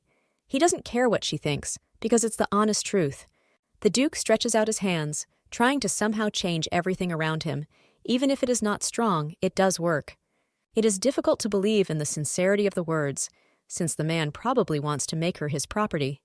This is always the case with aristocrats. Deciding to ask a question, Urania asks again if he really doesn't want to get a divorce, to which he receives ridicule. She didn't seem to listen to Cassius at all. Obviously, getting a divorce will not be easy, which means the only way out is to hide your illness from him until the last moment. The conversation is distracted by someone's voice screaming the Duchess's name at the top of her lungs. Ced hurries towards the couple, who seems absolutely happy, as if nothing had happened, and he happened to be passing here. The heroine seemed about to explode. This impudent person first left her all alone, and then came back as if nothing had happened and everything was fine. Cass, following the beauty's gaze, understands her indignation, even without knowing the full horror of the situation. Thinking, the husband reveals another genius. It's all because of this man. The blonde wanted a divorce because of him. Forgetting his name, the guy said that the blonde loved this tailed one. This became noticeable a long time ago. The guy's gaze doesn't focus on anything, but it's still worth the wait. The eyes widen in surprise once again. The woman exclaims, trying to understand what kind of nonsense he just said. Almost screaming, the girl exclaims that she couldn't even dream of such a thing in her nightmares, to which she receives an atypical answer. The Duke is happy about this and feels relieved. The girl is even more shocked. She did not expect such a reaction and such a question from the word at all. Already approaching the scene of the incident, Callisto, as if nothing had happened, asks what happened here and why such a pogrom. No longer able to restrain herself, the girl almost begins to scream. She wonders if he doesn't want to say anything else, or what. Pretending that everything is fine, Ced grins, adding only that he is very good and beautiful. Trying not to hurt the heroine's fragile ego, he asks if she's okay. This is extremely important, even if said jokingly. The blonde comments on the situation, saying that she is only okay thanks to Cass, and then fake thanks for the man leaving her alone. Callisto, it would seem, does not hear anyone, but simply enjoys the weather, blatantly ignoring his interlocutor. Noticing the guy standing next to him, the brunette asks for what purpose he decided to come all this way. The girl's emotions are overflowing because this is unthinkable. Saving face, the young man talks about an illegal auction. He had to check, but maybe someone knows something. Smiling, the friend, trying to maintain ease, suddenly says that the imperial family forbade giving out details. The war with monsters ended a long time ago, but despite this, sometimes people still enter the world through gaps. Not long ago, a decree was issued that monsters must be killed as soon as they are discovered. Selling the creatures is tantamount to treason, and Sade is accused of this, even if he refuses to admit it, because his job is to investigate. The guy shows with all his appearance that he is unpleasant, but he tries to communicate as politely as possible, and this is strange. The most interesting thing is that Callisto agreed at all, because in a past life the Emperor's family was killed. It's also not worth remembering that the blonde was locked in the tower, and the brunette hated Cassius so much that he died trying to kill him. Now everything is different, and everything is fine. There is no need to focus on something so unimportant. The Duke shows his disgust with all his might, but Ced says that as a dirty mercenary he is given dusty work. Callisto has a really good tongue, and therefore now he mentions an important piece of evidence that was destroyed during the battle. Anger overtook his soft features. The guy was outraged that his friend's girlfriend could die, but he didn't even bat an eyelid. Sed stated that by inviting Urania, he could take care of her himself, but Cass opposed this because nothing happened. The cold tension only grew, and it seemed that these two could freeze with their temperament. Turning their heads, the young people noticed the guards who were quickly approaching the scene. They needed time. The lady abruptly throws it a little to the side. The most unexpected manifestation, but this time she knows exactly what it is from. The gaze switches to the place where Sayid literally just stood, who again disappeared without a trace. Choking and coughing from the stage smoke, the beauty thinks why she couldn't leave like a normal person. Cassius raises his hand and then covers the young lady's body with his cloak. There is no logic in the actions, but I don't care about that. The eyes begin to slowly close on their own. It is not clear why this happened, but a strange tingling sensation is felt throughout the body. Perhaps this is due to the fact that the girl has warmed up, but now she only feels extremely tired. Hugging the beauty's head with her hand, the girl presses herself against the warm body. Cass asks if she's tired, to which the answer is yes. The man offers to carry his beloved, and within a second, she finds herself in the arms of the Duke. Holding the lady in his arms, the guy walks forward. They should get to the carriage as quickly as possible, but at the same time, not run. Almost falling asleep, the blonde asks if they are angry with her. This seems to be her favorite question now. A surprised voice asks why she got this idea, to which she does not receive a normal answer. It turns out that the young man is thinking about how to punish the knights who were obliged to protect the Duchess. Suddenly perking up, the young lady looks directly into Euclid's eyes, asking if they were here. This is logical, because they are ordered to follow everywhere. As she calms down, the girl realizes that she didn't seem to be in the hall then, because it was most likely one of the servants watching her. From now on, we need to be even more careful, otherwise all our plans may go down the drain. Arriving at the estate, a man of average build appears right in front of the young people. His name is Venster, and he is the butler of this estate. Still not even thinking about letting the heroine go, the Duke asks where the bedroom is so that he can go there. The man leads the couple to the door and then helpfully talks about the double bed that was placed in the room for convenience. The girl thinks about something, but only for a moment. This bed is for both of them. As he lowers his wife to the floor, the guy bows, even if it is not obligatory, and then advises him to get some rest. Hope lights up in the eyes, but quickly goes out when the girl asks what will happen next. She immediately understands that her husband is leaving. Confirming Euclid's guesses, the young man says that everything is fine, and if anything happens, you can ask the servants who are here for help. After just a few minutes, the main character is left completely alone in a huge room. Lying on the bed, Urania thinks about her wedding night. Then she, too, was alone. Alone in an empty room without people. This is not the most pleasant thing to perceive, but more acceptable moments pop up in my head. The Duke is on one knee, asking the girl to make him hers, because he does not want to lose her under any pretext. Closing her eyes, Rennie realizes that perhaps it was all a lie, because even after those words, she is probably so disgusted with Cassius that he does not want to sleep with her. The bright morning sun is shining on the estate of Duke Euclid.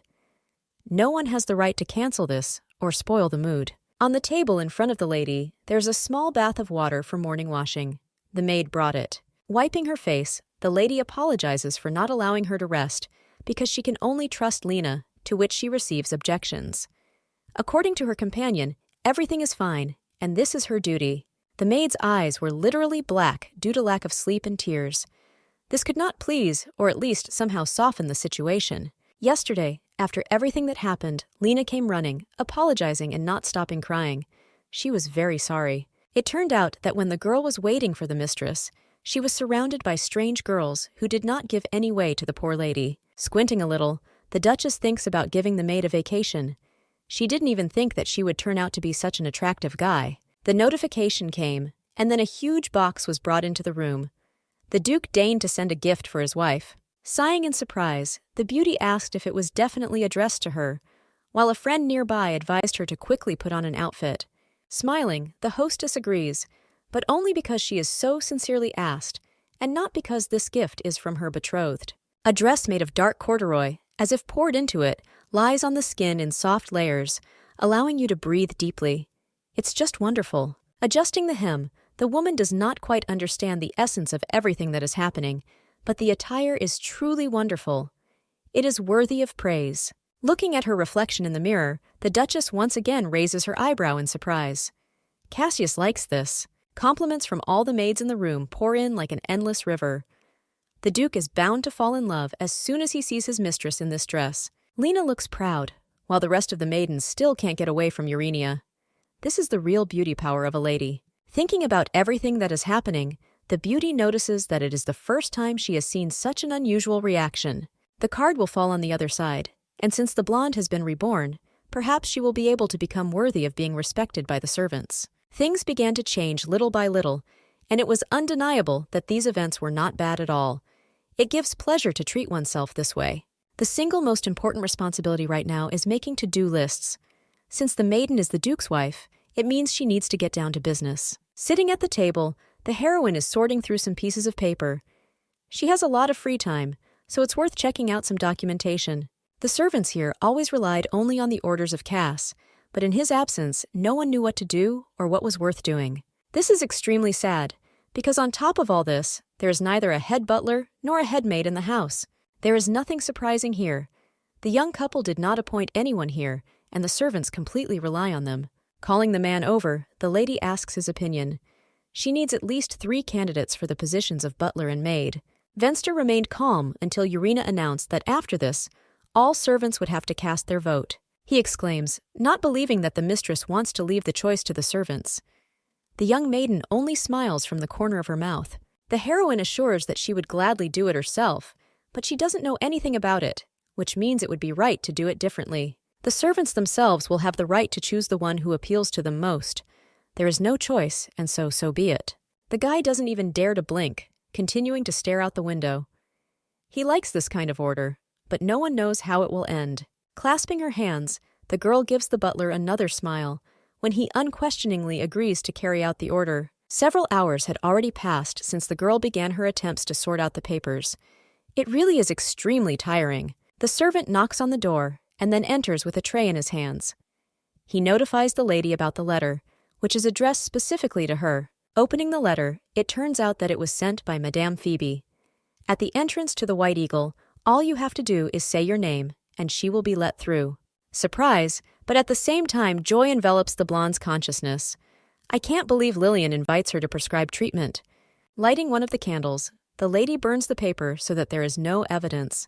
It seems that what was said at the party was very helpful. Lena is in complete confusion, running around and asking why this was done. Trying to calm her interlocutor, the woman switches to Venster, saying that she needs a carriage.